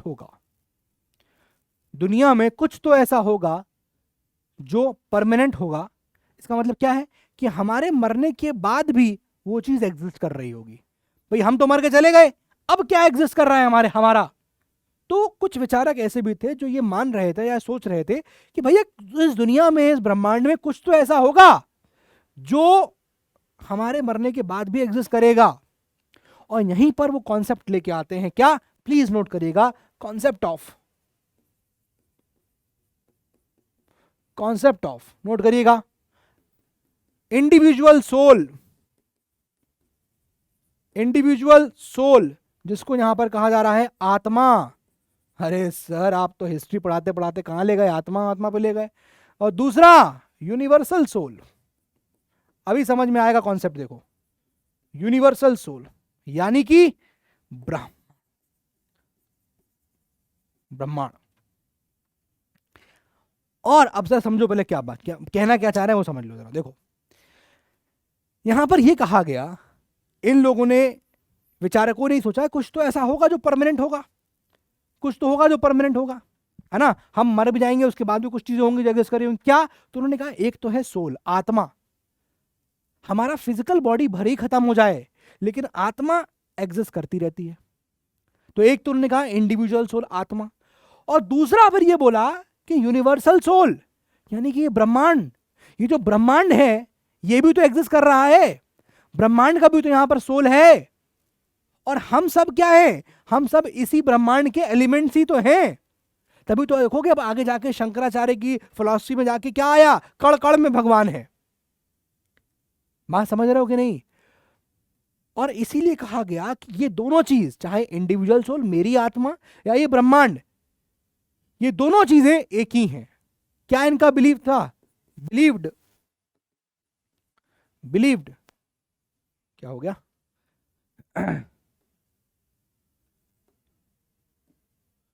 हाँ जी, बिलीव्ड, क्या बिलीव कर रहे हैं? बोथ आर वन, दोनों एक ही हैं। ये कॉन्सेप्ट समझ में आ गया? भाई क्या था, मैंने आपको क्या बताया? मैंने बताया कि भाई जब उपनिषद के टाइम पे मैंने क्या बताया कि जब लॉर्ड बुद्ध ये उपदेश दे रहे थे या किसी धार्मिक विषय पे अपनी प्रीचिंग्स कर रहे थे, लोगों को सिखा रहे थे, बता रहे थे, तो उस वक्त कुछ ऐसे विचारक भी थे जो इस तरह के मुश्किल सवालों का जवाब ढूंढ रहे थे। ट्रू मीनिंग क्या है लाइफ का, लाइफ आफ्टर डेथ होती है कि नहीं, हम सैक्रिफाइसेस क्यों परफॉर्म करें। तो विचारक जो थे वो ये सोच रहे थे कि यार कुछ तो इस दुनिया में ऐसा होगा जो हमारे बाद भी एग्जिस्ट करेगा। तो वहां समझ में आया कि नहीं, दो चीजें हैं, एक इंडिविजुअल सोल यानी कि आत्मा हर व्यक्ति के अंदर है, फिजिकल बॉडी खत्म हो जाता है लेकिन आत्मा बची वैसे की वैसे ही है, और दूसरा यूनिवर्सल सोल, ब्रह्मांड। तभी आप देखोगे आगे जाके बताया मैंने, शंकराचार्य, शंकर की फिलॉसफी जब आएगी शंकराचार्य, तो वहां पर आ जाएगा कण कण में भगवान है। और यहीं से आता है कि भाई दोनों एक ही चीज तो है। अब ये चीज कैसे समझ में आएगी सर, चलो मैं आपको बताता हूं एक एग्जाम्पल के थ्रू। देखो यहां देखो, ये मैं आपको थ्योरी, ये आपको एक कहानी सुना रहा हूं। देखो देखो, अब इस कहानी में क्या है, ये एक भिखारी है, एक बेगर है। वो दो सेजेस के पास, ऋषियों के पास जाता है, और ऋषियों के नाम लिखे हुए हैं, ये आपको छंडोग उपनिषद से मिलेगा। ये जो वाक्य है आपको छंडोग उपनिषद में मिल जाएगा। Here is a dialogue based on a story from one of the most famous Upanishads, Upanishad के अंदर है। और वो क्या है, वो है आपका छंडोग, वो है आपका छंडोग उपनिषद। अब क्या उसमें लिखा हुआ देखो, एक नाम है सेज का, उनका नाम था शौनका, शौनक, और दूसरा नाम देखिए यहां पर क्या है, अभिप्रातरिन, अभिप्रातरिन। अब ये जो सेजेस हैं ये खाना खाने जा रहे थे, खाना खाने के लिए बैठे हुए थे, ठीक है, सैट डाउन टू इट। तभी वहां पर एक भिखारी आया, एक बेगर आया, और बेगर ने कहा कि भैया हमको भूख लगी है, खाना दे दो कुछ खाने के लिए। तो भैया दोनों सेजेस ने कहा कि भैया माफ करो, हम खाना आपके साथ शेयर नहीं कर सकते, we can not spare anything for you, ये बोला शौनका ने। तो बेगर ने कहा कि लर्न्ड सर्स, बेगर ने क्या बोला, लर्न्ड सर्स हुम डू यू वर्शिप, आप किसको पूछते हो, किसको वर्शिप करते हो। तो सेजेस ने कहा यूनिवर्सल सोल, ब्रह्मांड, यूनिवर्सल सोल को पूछ रहे हैं हम लोग, ये बोला सेज ने। तब बेगर ने कहा कि हाँ, इसका मतलब ये है कि आप ये जानते हो कि you know that the universal soul fills the entire world, पूरे ब्रह्मांड को जो फिल करता है वो है यूनिवर्सल सोल। तो उन्होंने कहा हाँ ठीक है, करता है, मानते हैं। तो उन्होंने कहा भैया मैं भी तो इस यूनिवर्सल सोल का हिस्सा हूं, तो मुझे भी कौन फीड करेगा, यूनिवर्सल सोल। तब उनको समझ में आया अच्छा क्या कहना चाह रहे हैं। Yes yes we know that, the sages noted, हमको पता है यूनिवर्सल सोल एंटायर वर्ल्ड को फिल करती है। If the universal soul fills the whole world, अगर यूनिवर्सल सोल वर्ल्ड को फिल कर रही है, इट फिल्स मी टू, वो मुझे भी फिल करेगी। हु एम आई, मैं कौन हूं, but who am I but a part of the world, तो मुझे लगता कि मैं भी एक वर्ल्ड का पार्ट ही तो हूं। अगर वर्ल्ड फुलफिल कर रही है तो मैं भी तो वर्ल्ड का पार्ट हूं। You speak the truth O young Brahmin, सच बोलो। Done O sages by not giving me food, आप मुझे कह रहे हैं तुम सच बोल रहे हो, अगर आप मुझे फूड नहीं दे रहे हो। फिर बेगर ने कहा you are actually denying food to the universal soul, आप यूनिवर्सल सोल को खाना नहीं दे रहे हो। भाई मैं भी तो यूनिवर्सल सोल का हिस्सा हूं, अगर मुझे खाना नहीं दोगे इसका मतलब आप यूनिवर्सल सोल को खाना नहीं दे रहे हो और आप इसी को वर्शिप कर रहे हो। बात समझ में आ गई। तो ये चीज जो है सेजेस को रियलाइज हुई, sages realise the truth of what the beggar said and shared their food with him. तो उपनिषद में इस तरह की चीजें यहां पर लिखी थी, उपनिषद में इस तरह के रिकॉर्ड्स आपको देखने को मिलते हैं। बात समझ आ रहा है, किस तरह की चीजें आपको उपनिषद में देखने को मिलेंगी, क्लियर है। अब कुछ चीजें और हैं जो उपनिषद में आपको पहले बता देता हूं ताकि आपको समझ में आ जाए उपनिषद में और क्या क्या चीजें हैं। देखिए अब मैं बात करूंगा उपनिषद की, तो इस उपनिषद में क्या क्या चीजें हैं। इस उपनिषद में दोस्त आइडियाज हैं, ये आइडियाज डायलॉग फॉर्म में भी हैं, ये आइडियाज स्टूडेंट्स और टीचर्स की कन्वर्सेशन के बीच में भी है, ठीक है। तो इस उपनिषद में क्या क्या है पहले नेट मेंशन कर लेते हैं। उपनिषद्स, उपनिषद्स, पहला आइडियाज, आइडियाज हैं। अब आइडियाज कैसे, किसके, आइडियाज ऑफ थिंकर्स इसमें है, पहला पॉइंट, ठीक है ना। आइडियाज ऑफ थिंकर्स इसमें रिकॉर्ड किए गए हैं, रिकॉर्डेड, क्लियर। दूसरा पॉइंट, उपनिषद में जो भी चीजें आइडियाज है या फिर और भी चीजें क्या है, हमें कॉन्वर्सेशन मिलती है, कॉन्वर्सेशन मिलती है किसके बीच में, टीचर्स और स्टूडेंट्स के बीच में, टीचर्स एंड स्टूडेंट्स के बीच में कॉन्वर्सेशन करते हुए मिलते हैं हम लोग। तीसरा, यहां पर आपको डायलॉग फॉर्म में भी चीजें मिलेंगी, सिंपल डायलॉग्स में चीजें मिलेंगी, सिंपल डायलॉग्स के फॉर्म में भी चीजें मिलेंगी, नोट कर लीजिए, सिंपल डायलॉग्स के फॉर्म में चीजें मिलेंगी, नोट कर लीजिए। चलिए कॉपी कर लीजिए इसको पहले, फिर आगे बढ़ते हैं। प्लीज कॉपी इट, कॉपी कर लीजिए। अब देखिए, मैं बात कर रहा हूं जब थिंकर्स की, तो ये जो थिंकर्स हैं दोस्त, ये थिंकर्स हैं। अब ये थिंकर्स कैसे कैसे होंगे, नोट करिएगा भाई। या तो वो मेन होंगे, ठीक है, या वो वुमेन होंगे। अब जनरली मेन हुआ करते थे, जनरली देखोगे तो मेन ही थे जो थिंकर्स थे उस वक्त के, जनरली। और वुमेन आपको कभी कभी देखने को मिलता है, एक्सेप्शनली आपको वुमेन देखने को मिलेंगी, वुमेन की केसेस। तो मेन में कौन कौन थे, नोट करिएगा। मेन में कौन कौन थे, प्लीज नोट कर लीजिए। मेन की बात करेंगे तो जैसे ब्राह्मण, स्पेशली आपको ब्राह्मण्स देखने को मिलेंगे, स्पेशली ब्राह्मण्स। और दूसरे लिखिएगा राजाज, लिखिए राजाज, ठीक है, नोट कर लिया। अब वुमेन, जैसे मैंने कहा अकेजनली, कभी कभी वुमेन, अकेजनली कभी कभी आपको वुमेन थिंकर्स मिलेंगी। अब जैसे एग्जांपल मैं आपको बताऊं तो एग्जांपल लिख लीजिए आप, गार्गी। अब गार्गी जो थी, वुमेन जो थी, उसको बहुत शौक था नॉलेज की प्राप्ति करने के लिए। इस तरह के क्वेश्चंस जो ढूंढ रहे हैं थिंकर्स, उस तरह के क्वेश्चंस की जिज्ञासा रखती थी गार्गी। तो गार्गी जो है वुमेन ऐसी थी जिसको लालसा थी, जो चाहती थी कि मुझे नॉलेज हो, मैं इस तरह की क्वेश्चंस की नॉलेज रखूं, ये सब चीजें जो है गार्गी चाहती थी। और इसलिए वो पार्टिसिपेट भी करती थी बहुत सारे ऐसे डिस्कशंस में, गार्गी। क्लियर है, ठीक है ना। अब मैं बात करूंगा इसके अलावा पुअर, जो गरीब लोग थे, पुअर, वो भी यहां पर इसमें पार्टिसिपेट नहीं करते थे। पुअर, इनका पार्टिसिपेशन बहुत कम था, पार्टिसिपेशन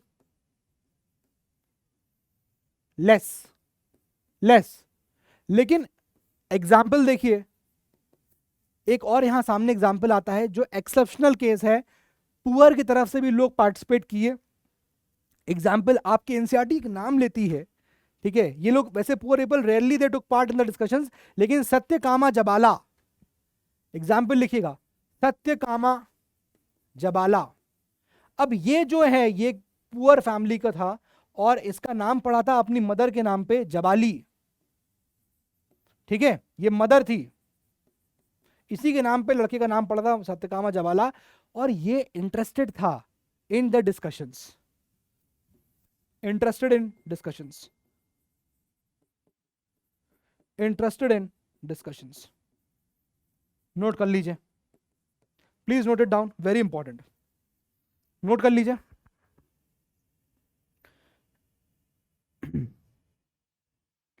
ठीक है, तो ये सब चीजें हैं जो आपको यहां पर याद रखनी है कि पुअर को लेकर, कि पुअर का पार्टिसिपेशन लेस था, ठीक है, वो बहुत कम पार्टिसिपेट करते थे। लेकिन एक्सेप्शनल क्या था, एग्जाम्पल एक्सेप्शन, एक्सेप्शन अगेन देखने को मिला। Example Satyakama Jabala wanted to know the reality, wanted to know reality, मतलब वही सारे क्वेश्चंस का आंसर ये भी जानना चाहता था, ठीक है। डिस्कशंस में पार्टिसिपेट करता था, इंटरेस्टेड इन डिस्कशंस, और इसका नाम जो है मदर के नाम पे, जबाली के नाम पे रखा गया था, ठीक है। बाद में उपनिषद में जो भी आपको चीजें मिली वो लेटर ऑन डेवलप करी गई थी शंकराचार्य के द्वारा। ये पॉइंट भी आप चाहें तो मेंशन कर सकते हैं। Later on Upanishadic text developed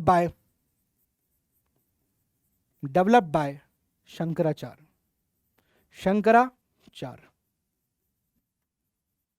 बात क्लियर हो गई, इंपॉर्टेंट है, इसको नोट कर लीजिए, अगेन वेरी वेरी इंपॉर्टेंट, ठीक है। तो बहुत सारे ऐसे आइडियाज थे, उसको शंकराचार्य ने यहां पर डेवलप किया। लेटर ऑन उपनिषदिक टेक्स्ट या फिर आइडियाज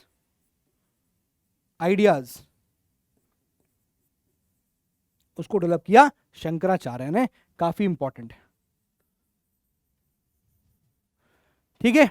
अब जब ये उपनिषदिक वाली चीजें पढ़ रहे हैं, उपनिषद के बारे में पढ़ रहे हैं, तो उस वक्त टाइम पीरियड में कुछ हमारी सेंचुरीज में इंडिया का जो इंटेलेक्चुअल्स थे वो एक्सप्लोर कर रहे थे, एक्सप्लोरेशन ऑफ ट्रुथ कर रहे थे, सच्चाई जानने की कोशिश कर रहे थे। और ये चीजें उन्होंने 6 ऐसे सिस्टम्स डेवलप किए फिलॉसफी के, जिसके थ्रू उन्होंने रियलिटी जानने की कोशिश करी।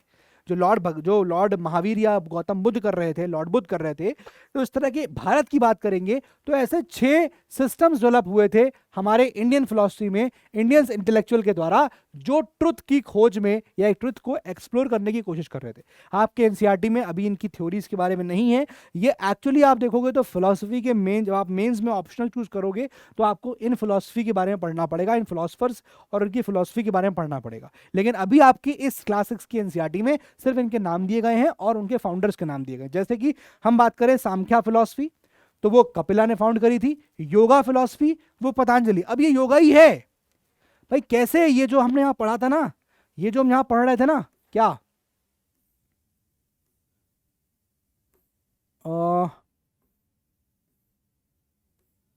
ये वाला कॉन्सेप्ट कि भैया इंडिविजुअल सोल और यूनिवर्सल सोल एक है, कैसे हो पाएंगी? योगा से।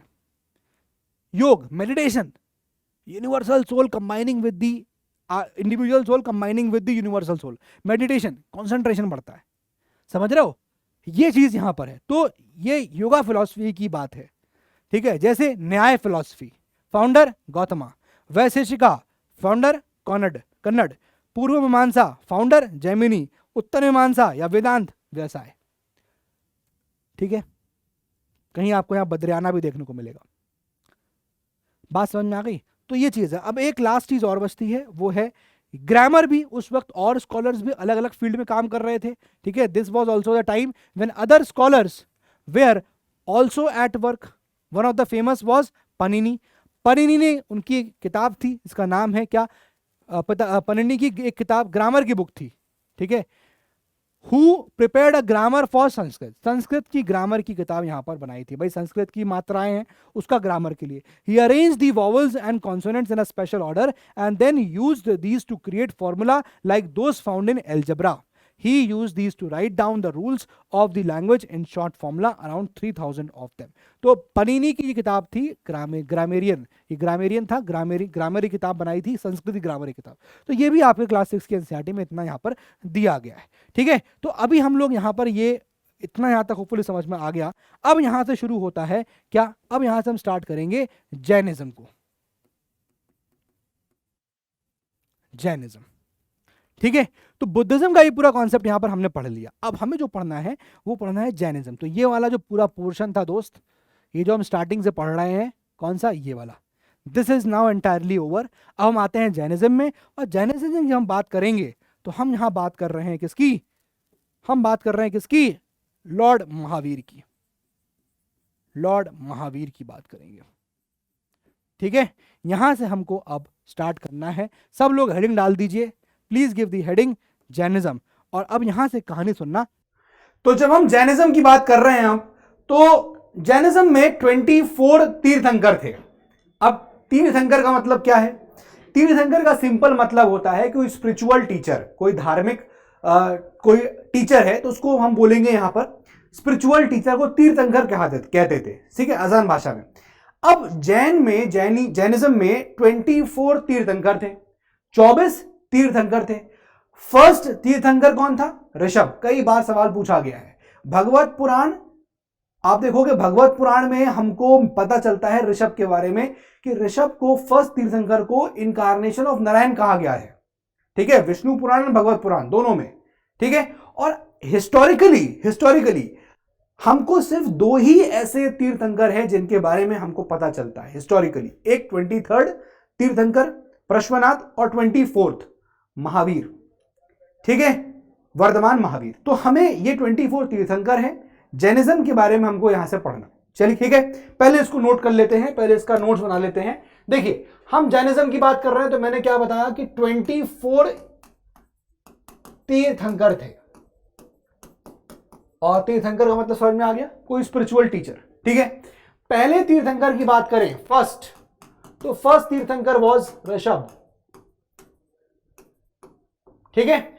और अगर हम विष्णु पुराण की बात करें, विष्णु पुराण, या हम बात करें भगवत पुराण, इन दोनों की बात करेंगे तो ये दोनों पुराणों में ऋषभ को इनकारनेशन ऑफ नारायण बोला गया है, डिस्क्राइब किया गया है एज इनकारनेशन ऑफ नारायण। ये आपके एनसीईआरटी में नहीं है अभी क्लास 6 की, लेकिन मैं आपको बस बता रहा हूं, जैसे मैंने आपको बुद्धिज्म में थोड़ी एक्स्ट्रा इंफॉर्मेशन दी, वैसे ही आपको मैं यहां पर भी दूंगा, जो अभी जरूरी है टॉपिक्स को कनेक्ट करने के लिए। वरना एक्चुअली क्लास 6 की एनसीईआरटी में जैनिज्म के बारे में कुछ दिया ही नहीं गया है, बहुत कम दिया गया है, इतना कि बस फैक्ट्स हैं थोड़े थोड़े, और आप कनेक्ट नहीं कर पाओगे, इसलिए थोड़ा सा बता रहा हूं। तो जैनिज्म, इस हम जैनिज्म की बात करेंगे तो उसमें 24 तीर्थंकर से पहले तीर्थंकर की बात करेंगे तो नाम क्या था? ऋषभ। विष्णु पुराण और भगवत पुराण में इनको डिस्क्राइब किया गया है as incarnation of Narayan. Very important, ठीक है। अब मैंने आपको बताया कि भाई जैनिज्म की बात करेंगे तो हमको हिस्टोरिकली दो ही तीर्थंकर के बारे में पता चलता है। पहले तो आप 24 तीर्थंकर लिख लो, 24 तीर्थंकर, and his name was very important Mahavir, या वर्धमान महावीर, पूरा नाम लिख लीजिए आप लोग, ठीक है, वर्धमान महावीर, ठीक है। और ये पॉइंट आप लोग जरूर याद रखिएगा कि हिस्टोरिकली देखा जाए, हिस्टोरिकली इतिहास में हिस्टोरिकली हमारे पास जो हमको पता चलता है वो सिर्फ दो ही के बारे में पता चलता है। वन इज 23rd तीर्थंकर, जिनका नाम क्या था? नोट करिएगा, प्रश्वनाथ, ठीक है। और 24th तीर्थंकर, जिनके बारे में मैंने आपको बता दिया, महावीर। ये बात समझ में आ गई? इसको आप लोग पहले कॉपी कर लीजिए and then please give the heading इसके बाद, very important, life of Mahavir. जैसे हमने लाइफ ऑफ गौतम बुद्ध को देखा था बर्थ से लेकर डेथ तक, वैसे ही अब मैं आपको यहां पर ये एक स्लाइड में पूरा लाइफ ऑफ महावीर बनाऊंगा। पहले इसका आप स्क्रीनशॉट चाहे तो ले सकते हैं, ठीक है, ठीक है। चलिए अब प्लीज गिव दी हेडिंग डालिए यहां पर, इंपॉर्टेंट है, लाइफ ऑफ महावीर,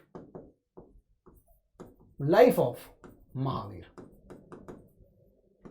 चलिए देखिए जरा, इधर लिख लीजिए, पहले इधर लिख लीजिए बर्थ, अगेन इधर लिख लीजिए पहले बर्थ, और इस साइड लिख लीजिए आप डेथ, डेथ, सेम तरीका, सेम। और ये पूरा हम लोग यहां से यहां तक की जर्नी जो है इनकी वो डिस्कस करेंगे, ठीक है। देखिए जरा, अब मैं आपसे पहले बर्थ की बात करूंगा तो इनका बर्थ हुआ था 540 बीसी, थोड़ा सा बोर्ड शाइन कर रहा है, 540 बीसी, और जगह क्या थी? बिहार, जगह थी बिहार। डेथ आप देखोगे तो डेथ लिखिएगा, इंपॉर्टेंट है, 468 बीसी, 468 BC, और अगेन प्लेस इज बिहार, ठीक है। अब जरा समझिएगा, देखिए जैसे हमने देखा था कि लॉर्ड बुद्ध ने अपने घर को रिनाउंस कर दिया था, है ना, रिनाउंसिएशन, वैसे ही आपको यहां देखने को मिलेगा एट द एज ऑफ 30, वो उन्होंने किया था। लॉर्ड बुद्ध ने किस एज में बताइएगा?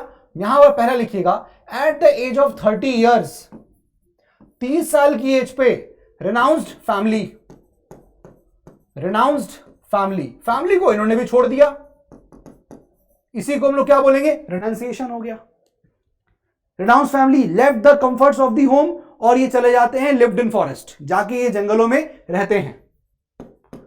12 साल इनका जीवन बड़ा कठोर था, lived in forest, and then 42 years की एज पर, 42 ईयर्स की एज पर अटेंड कैवल्य, अटेंड एनलाइटनमेंट बोलेंगे, या पहले आप पेड़ लिख लीजिए, जैसे वहां मैंने आपको बताया था, है ना, वहां मैंने आपको बताया था कि बोधि ट्री, है ना, वैसे यहाँ पीपल ट्री, वैसे यहां पर आप लिख लीजिए सल ट्री, और सल ट्री के नीचे यहां पर उन्होंने क्या किया? Attend, very important, enlightenment, enlightenment, ठीक है। और इसी को हम लोग यहां पर क्या बोलते हैं? कैवल्य, कैवल्य। क्वेश्चन आप लोगों के लिए है कि बुद्धिज्म में जब हमने पढ़ा था तो वहां पर रिवर कौन सी थी? किस बैंक ऑफ, किस रिवर के किनारे वहां पर उनको ये एनलाइटनमेंट मिलता है, ठीक है। और आप ऐसे ही सिमिलरली जैनिज्म में बताइएगा किस रिवर के किनारे इनको ये एनलाइटनमेंट मिलता है।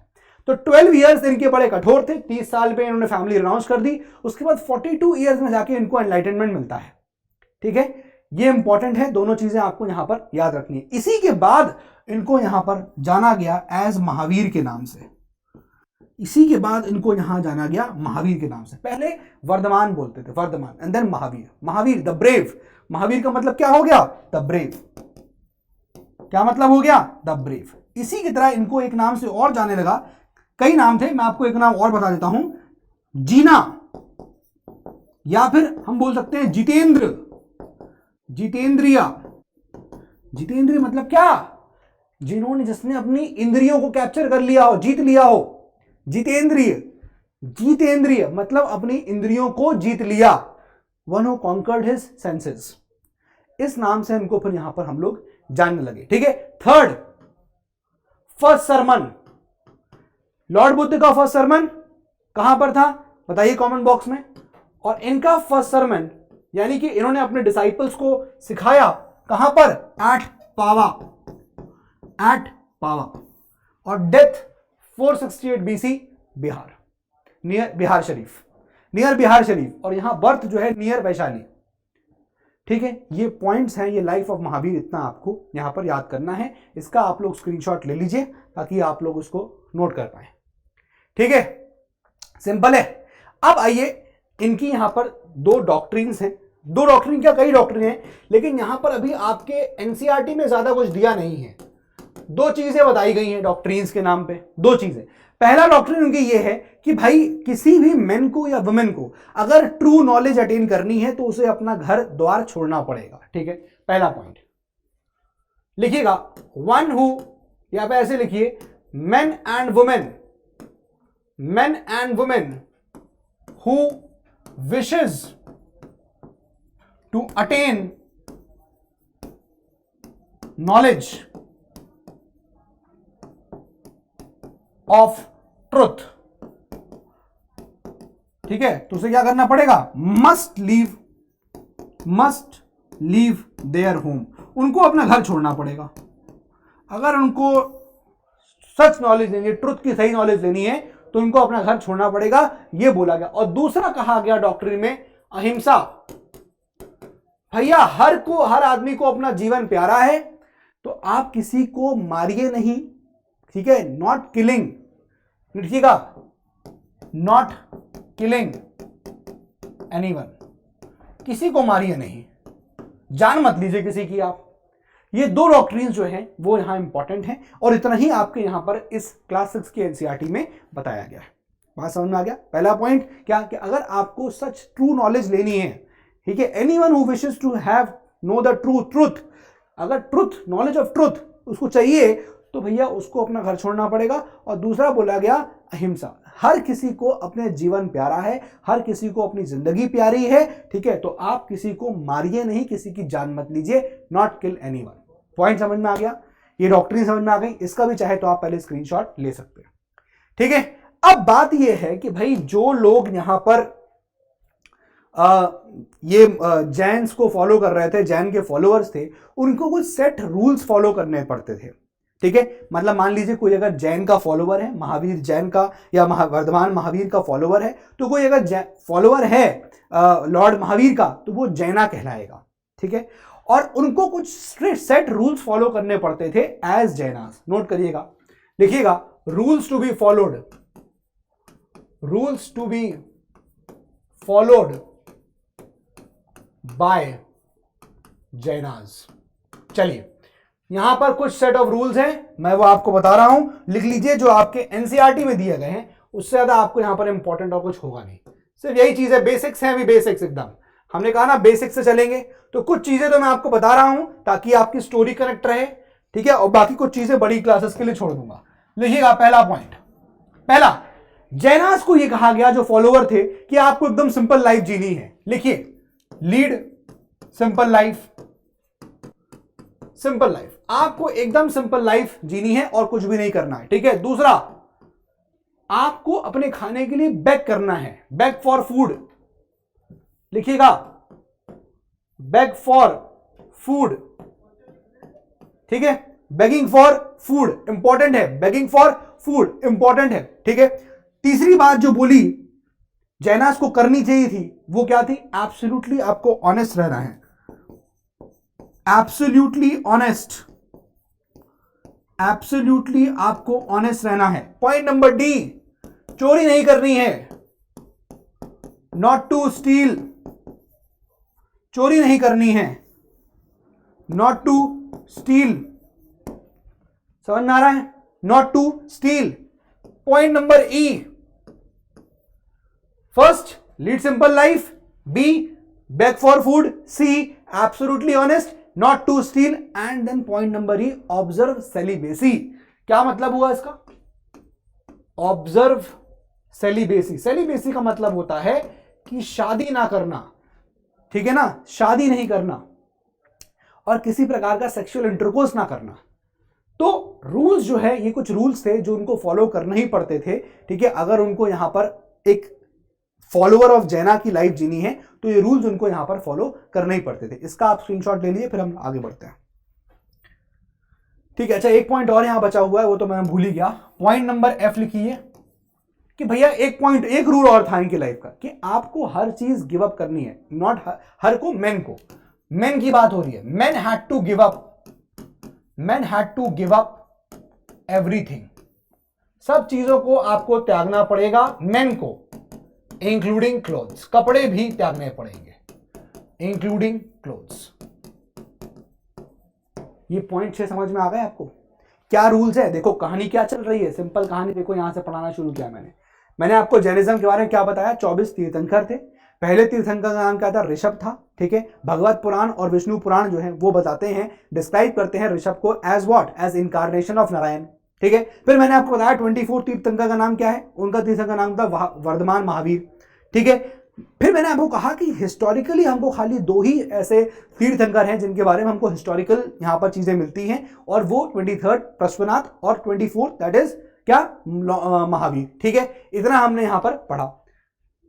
प्रश्वनाथ या प्रश्वनाथ, एच भी आप लगा सकते हैं, प्रश्वनाथ ऐसे भी आप इसको यहां पर मेंशन कर सकते हैं, ठीक है ना, ठीक है, प्रश्वनाथ।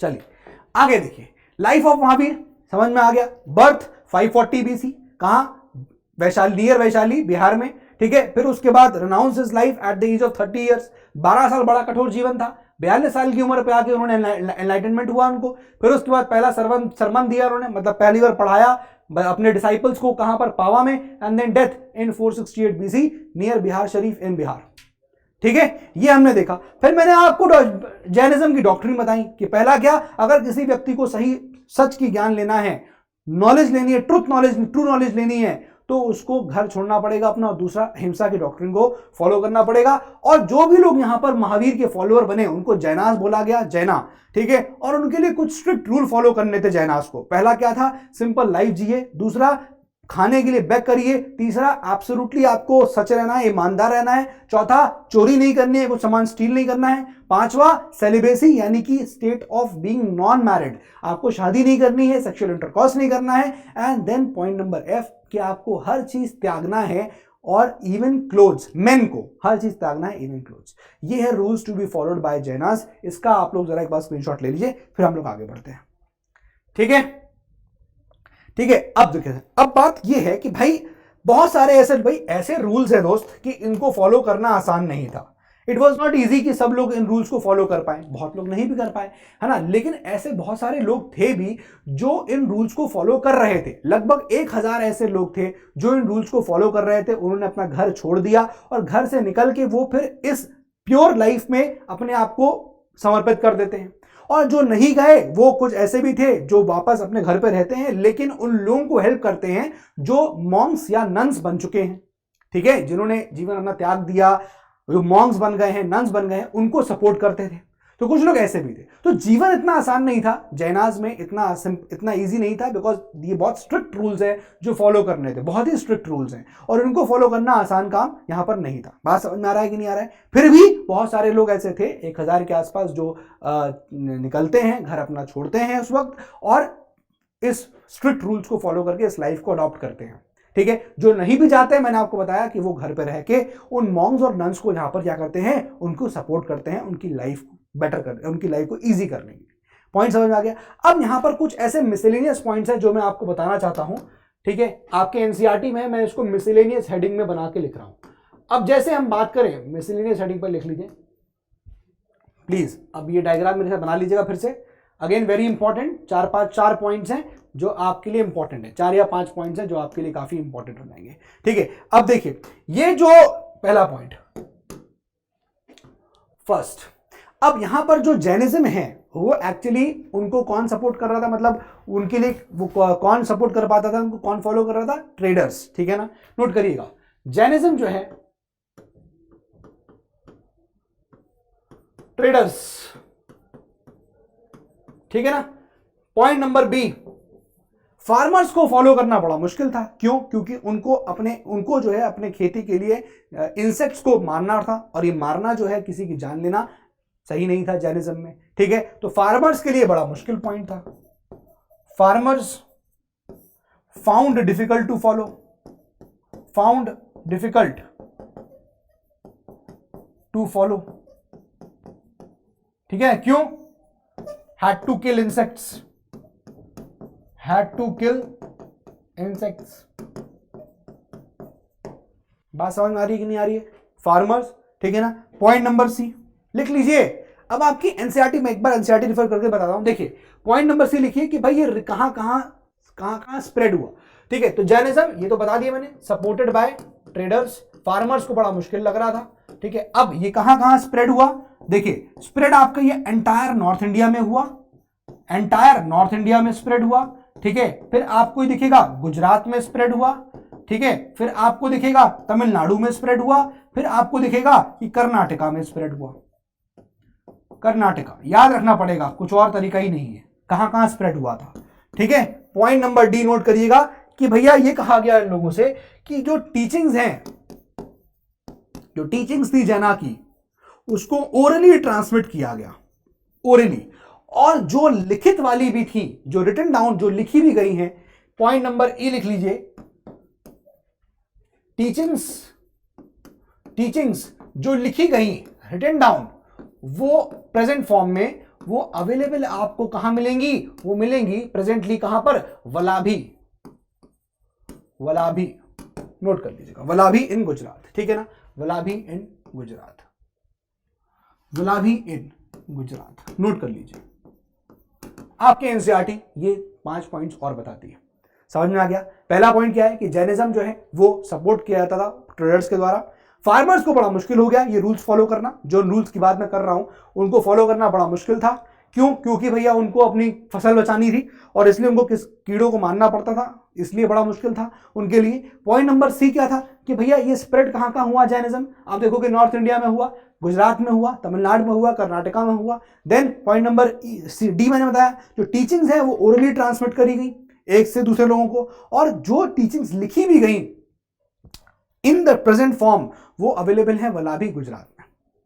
ये आपको याद रखना है। All these points are important. अब यहां 2 चीजें बचती हैं जो हमको डिस्कस करनी है। एक है क्या? एक है संघ और दूसरा है मोनास्ट्रीज। बड़ा सिंपल सा है। पहले लिख लीजिए संघ, पहले लिख लीजिए संघ। अब देखो यार, संघ को जो लोग ज्वाइन किए वो कौन कौन थे? जैसे कि ब्राह्मण्स, क्षत्रियास, ट्रेडर्स, स्लेव्स, सब लोग, मर्चेंट्स, ये सब लोग संघ का हिस्सा बने। संघ क्या था एक्चुअली? सवाल ये बनता है। देखो क्या था कि बुद्धिस्ट की बात करें या हम जैनास की बात करें, है ना, या हम जैन्स की बात करें, यहाँ पर बुद्धिज्म, यहाँ पर बुद्धिस्ट की बात करें, ये लोग एक जगह से दूसरी जगह मूव कर रहे थे। हाँ सर, मूव कर रहे थे, और ये लोग एक साथ रह पाए तो इसके लिए क्या बनाया गया? संघ। ठीक है ना, ये लोग मूव करते थे अपनी टीचिंग्स, अपनी जो बातें हैं, जो चीजें सिखानी है वो बताने के लिए मूव करते थे एक जगह दूसरी जगह के लिए, दूसरी जगह पे। हाँ, अब ये लोग एक साथ रह पाए इसके लिए इन्होंने संघ बनाया। संघ मतलब एसोसिएशन। ठीक है, तो जो संघ था, अब उस संघ में कौन कौन हिस्सा बना? जैसे कि मेन, वुमेन। लेकिन अगर आपको इसका हिस्सेदार बनना था तो परमिशन लेनी पड़ती थी। अब हमको, अगर हम बुद्धिस्ट संघ की बात करें, बुद्धिस्ट संघ, तो हमको बुद्धिस्ट संघ के बारे में विनय पिटका में देखने को मिलता है। विनय पिटका एक बुक है जो हमको बुद्धिस्ट के संघ के बारे में बताती है, क्या रूल्स थे जो बुद्धिस्ट के संघ को गवर्न कर रहे थे। जैसे हमको पता चलता है विनय पिटका से कि भाई मेन और वुमेन की अलग अलग ब्रांचेस होती थी इस संघ के अंदर, मेन संघ अलग, वुमेन का संघ अलग। ठीक है ना, ये हमको विनय पिटका से पता चलता है। हमको पता चलता है कि अगर आपको कोई संघ को ज्वाइन करना है तो कुछ लोगों को परमिशन लेनी पड़ती थी। जैसे स्लेव्स को मास्टर की परमिशन लेनी है, वाइफ को हस्बैंड की परमिशन लेनी है, चिल्ड्रन को पेरेंट्स की परमिशन लेनी है, इस तरह से कोई डेटर है उसको क्रेडिटर की परमिशन लेनी है, तब आप संघ को ज्वाइन कर सकते थे। तो ये सब चीजें हैं जो यहाँ पर हमको यहाँ पर मेंशन करनी है। लिख लेते हैं एक बार इसको आसान भाषा में, ताकि आपका नोट्स भी यहाँ पर साथ साथ बनता चला जाए। ठीक है, देखिए अगर मैं बात करूं महावीर, और अगर मैं लिख लूं उस साइड, आप लिख लीजिए यहां पर महावीर बुद्धा। ठीक है, महावीर और बुद्धा। अब इनका क्या था कि जो लोग अपने घर को छोड़ रहे हैं वही ट्रू नॉलेज अटेन कर सकते हैं। ठीक है, इसको भी आप नोट कर लीजिए। Only those who left homes could attain true knowledge, उन्हीं को यहां पर ट्रू नॉलेज जो है वो मिलेगी, उन्हीं को यहां पर ट्रू नॉलेज जो है वो मिलेगी। बात समझ में आ गया कि नहीं आ गया?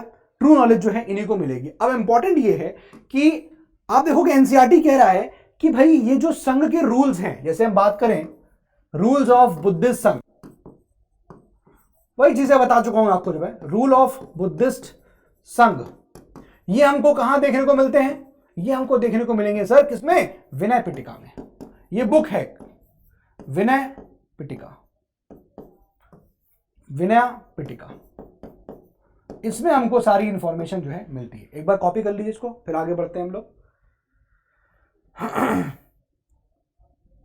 ठीक है, अब मैंने आपको बताया कि भाई कुछ इंफॉर्मेशन जो है हमको विनय पिटका से मिलती है। जैसे देखिए विनय पिटका, तीन चीजें पता चलती हैं, तीन चीजें। पहली क्या? पहली चीज ये कि सारी ऑल मेन एंड वुमेन, सारी मेन और सारी वुमेन जो हैं ज्वाइंट संघ, जो संघ को ज्वाइन करते थे। ठीक है, पहला पॉइंट।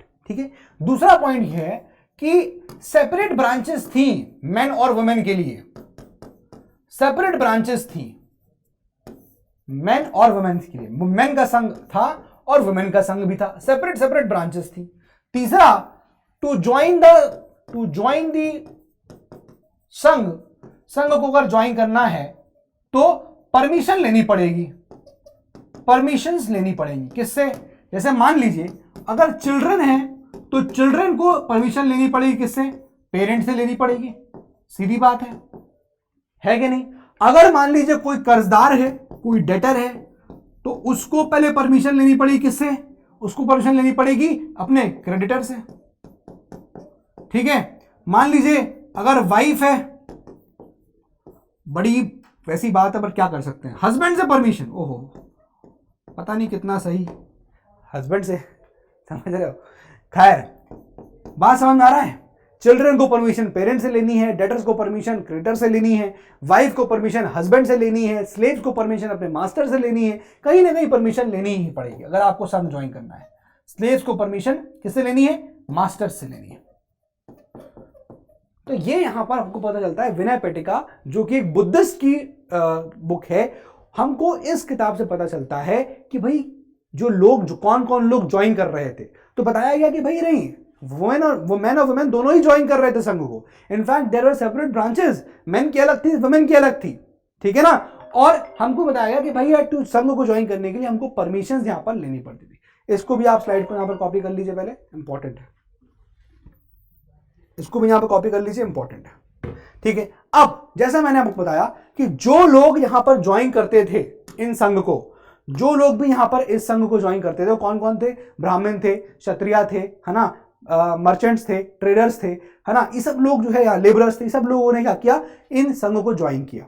ठीक है, और जो लोग भी संघ को ज्वाइन करते थे उनको वो मैक्सिमम टाइम्स क्या करते थे? वो मेडिटेशन करते रहते थे, बहुत ही सिंपल लाइफ वो व्यतीत करते थे। भीख मांगने के लिए वो शहर में, गांव में जाते थे अलग अलग टाइम पे, फिक्स टाइम पे। ठीक है, इनको हम लोग अलग अलग वर्ड से बोलते हैं। एनसीईआरटी वर्ड यूज करता है, आई वांट कि आप उसका आंसर मुझे कमेंट बॉक्स में बताएं। एक बार आप चाहें तो इसको भी यार नोट कर लीजिए, दोज हु ज्वाइंड संघ, नोट करिएगा, दोज हु ज्वाइंड संघ, दोज हु ज्वाइंड संघ, दोज हु ज्वाइंड संघ। देखो जरा क्या करते थे वो लोग। पहला पॉइंट तो नोट कर लीजिएगा कि लेड सिंपल लाइफ्स, बता चुका हूं आपको मैं, फिर आपके एनसीईआरटी में आया है इसलिए दोबारा बता रहा हूं, लेड सिंपल लाइफ्स। उसके अलावा मैक्सिमम टाइम क्या करते थे, मेडिटेशन करते थे, मेडिटेशन कर रहे हैं मैक्सिमम टाइम्स। उसके अलावा क्या कर रहे हैं, बेगिंग फॉर फूड,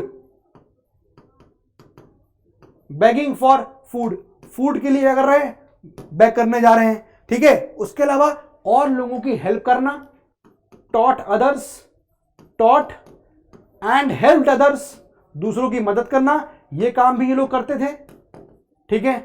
और अगर मान लीजिए कोई डिस्प्यूट हो जाता है, हेल्ड मीटिंग्स, अगर मान लीजिए संघ के अंदर कोई डिस्प्यूट हो गया तो मीटिंग्स होल्ड करते थे, held meetings to settle any dispute, to settle dispute inside Sangh, ठीक है। तो जो लोग यहां पर जा रहे थे, ये मेन और वुमेन जो फूड के लिए यहां जा रहे थे, तो उनके लिए आप देखोगे तो क्या था, उनको एक वर्ड से बोला जाता था। अब वो वर्ड एनसीईआरटी में यूज किया गया है, आई वांट कि आप उस वर्ड को यहां पर एक्सप्लेन करें, बात समझ में आ रही है।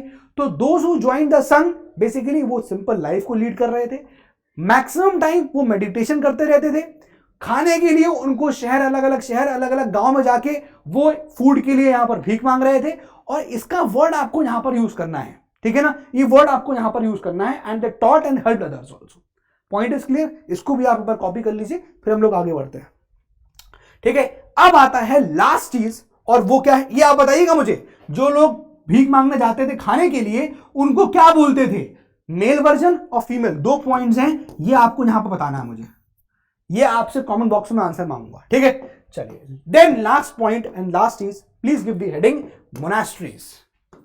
अब ये एक बहुत ही सिंपल कॉन्सेप्ट है, इसके बारे में आप लोग सुनते आ रहे होंगे, पहले 2 मिनट इसकी कहानी सुन लीजिए एंड देन मोनास्ट्रीज खत्म हो जाएगा। देखो यार क्या होता था कि ये जो यहां पर लोग थे, चाहे हम बात करें बुद्धिज्म के अंदर, चाहे हम बात करें जैनिज्म के अंदर, ठीक है, जहां तो हम बात करें आपसे जैनिज्म की, ठीक है, या हम बात करें आपसे बुद्धिज्म की, किसी भी चीज की हम बात करें आपसे, जैनिज्म की या बुद्धिज्म की, ये लोग एक जगह से दूसरी जगह मूव करते थे। They used to move from one place to another. They used to move from one place to another. है कि नहीं? और ये रुकते कब थे? Stayed only, ये तभी बस रुकते थे कहीं पे अगर बारिश का सीजन होता था। Only when it rains, जब यहां पर रेनी मौसम हो जाता था, या फिर when it rains। अब जब बारिश हो रही है, उनको रुकना है, तो रुकेंगे कहां? रुकने के लिए कुछ नेचुरल या टेम्पररी शेल्टर्स बनाए गए, गार्डन्स के अंदर या कहीं कहीं हिली एरियाज में केव्स को बनाया गया जहां ये रुकते थे। लेटर ऑन ये फील किया गया कि नहीं यार, ये जो यहां पर हमारे मॉन्क्स एंड नन्स हैं जो मूव कर रहे हैं, एक जगह से दूसरी जगह जा रहे हैं, लोगों को पढ़ा रहे हैं, प्रीच कर रहे हैं, उनके परमानेंट शेल्टर्स भी होने चाहिए। तभी ये मोनास्ट्रीज एग्जिस्टेंस में आती हैं, जिनको हम लोग विहारास भी कहते हैं, ठीक है। अब ये मोनास्ट्रीज इनिशियली पहले लकड़ियों की बनाई जाती थी, वुड की, और बाद में देखा गया कि इसको ब्रिक्स का बनाया गया था। ये पॉइंट क्लियर हो गया, ठीक है। इसको आप मेंशन कर लीजिए, सिंपल सी बात है कि भैया इनको जब बारिश होती थी तभी इनको स्टे करने के लिए यहां पर रोका जाता था, ठीक है। और इन्हीं के रोकने के लिए क्या शेल्टर्स चाहिए थे, इन्हीं के रोकने के लिए क्या चाहिए थे, शेल्टर्स चाहिए थे। अब ये शेल्टर्स, पहले तो परमानेंट शेल्टर, टेम्पररी शेल्टर्स की बात आ रही थी, टेम्पररी शेल्टर्स, और कुछ शेल्टर्स जो हैं वो परमानेंट शेल्टर्स की बात आई, परमानेंट शेल्टर्स, समझ में आ रहा है। अब हम बात करेंगे टेम्पररी शेल्टर्स की। तो टेम्पररी शेल्टर्स में क्या हुआ, जैसे कि गार्डन के अंदर कुछ जगह बना दी गई, जैसे कि आपको मिला कोई नेचुरल केव इन हिल। हम परमानेंट शेल्टर की बात करेंगे तो बाद में क्या बनाए गए, मोनास्ट्रीज बनाए गए, और इसी को हम लोग क्या बोलते हैं, इसी को हम लोग बाद में, मतलब क्या बोला गया, विहारा का मतलब हो गया एक बुद्धिस्ट टेम्पल। ये विहारास की बात करेंगे, अगर हम लोग इन विहारास की बात करें तो ये विहारास इनिशियली बनाए गए थे किससे, वुड से, और फिर बाद में देखा गया कि इन्हीं को बनाया गया किससे, ब्रिक से। बात समझ में आ गई? ये है मोनास्ट्रीज जो यहां बनाए गए थे। इसका भी आप एक बार बना खींच लीजिए फोटो, फिर हम लोग ठीक है। और कुछ ऐसे भी थे विहारास जिनको मतलब यहां पर क्या किया गया था, डिग आउट किया गया था, डग आउट इन हिली, इन केव्स, इन हिली एरियाज। बात समझ में आ गई? This is monastery. दोस्त यही है चैप्टर जो पूरा हमारा था, और ये चैप्टर भी हमारा यहां पर खत्म हो जाता है। ठीक है, सो दिस इज इट। और उम्मीद है आपको ये चैप्टर पूरा समझ में आ गया। कहानी सिंपल थी। पहले मैंने शुरुआत करी थी कि भैया क्या कारण था कि जैनिज्म और बुद्धिज्म रिलीजन एग्जिस्टेंस में आया। मैंने आपको 4 रिलीजन बताए थे इनिशियली, और उसका आउटकम यही था कि बुद्धिज्म और जैनिज्म आ गया। फिर मैंने बुद्धिज्म में आपको लॉर्ड ये गौतम बुद्ध की पूरी जीवनी बताई, बर्थ से लेकर डेथ तक। ठीक है, and then I moved on to tell you about Upanishads. मैंने उपनिषद बताया क्या क्या चीजें उपनिषद में मिलती हैं। फिर मैंने आपको जैनिज्म बताया, जैनिज्म में इनिशियली कुछ थोड़ी इंफॉर्मेशन दी, और देन लॉर्ड महावीर की पूरी महावीर की पूरी इंफॉर्मेशन आपको यहां पर दी जो उसमें जरूरत है। And then I told you about sangha, and then I told you about monasteries. यही इस चैप्टर का पूरा पार्ट था। होपफुली आपको पूरा समझ में आ गया होगा। दोस्तों मिलते हैं हम लोग अब अगले लेक्चर में, लेकिन ध्यान रखिएगा कि सैटरडे को पॉसिबिलिटी ये है कि मैं आप लोगों के लिए एक सेशन लेके आऊंगा क्वेश्चंस का। क्योंकि देखो क्या होता है ना, आप लोग बहुत टाइम से चिल्ला रहे थे क्वेश्चन करा दो क्वेश्चन। यूपीएससी ऐसे क्वेश्चन नहीं पूछता है कि चैप्टर 1 कराया उससे क्वेश्चन बना दिए। यूपीएससी का तरीका ये होता है कि भाई तुमने 7 चैप्टर पढ़ लिए मुझसे, 6 चैप्टर पढ़ लिए, अब वो आपको हर चैप्टर से 1-1, 2-2 सेंटेंस घुमा घुमा के देगा। अंडरस्टैंडिंग देखनी है उसको रेक्टिफिकेशन नहीं देखना है आपका। अब वो देखिएगा कि आपने कितना समझा, और ये मैं चेक करूंगा आपका सैटरडे को। जो लेक्चर मैं लेके आ रहा हूं, क्वेश्चंस लेके आऊंगा, और जितने टाइम में मैं उसको पढ़ूं सॉल्व करूं उतने टाइम में आपको वो सॉल्व करके देना है। ठीक है, तो समझ में आ गया। चलिए फिर मिलते हैं अपने अब अगले सेशन में। So that's all for today from my side. मिलते हैं अपने अगले लेक्चर में। जय हिंद, जय भारत।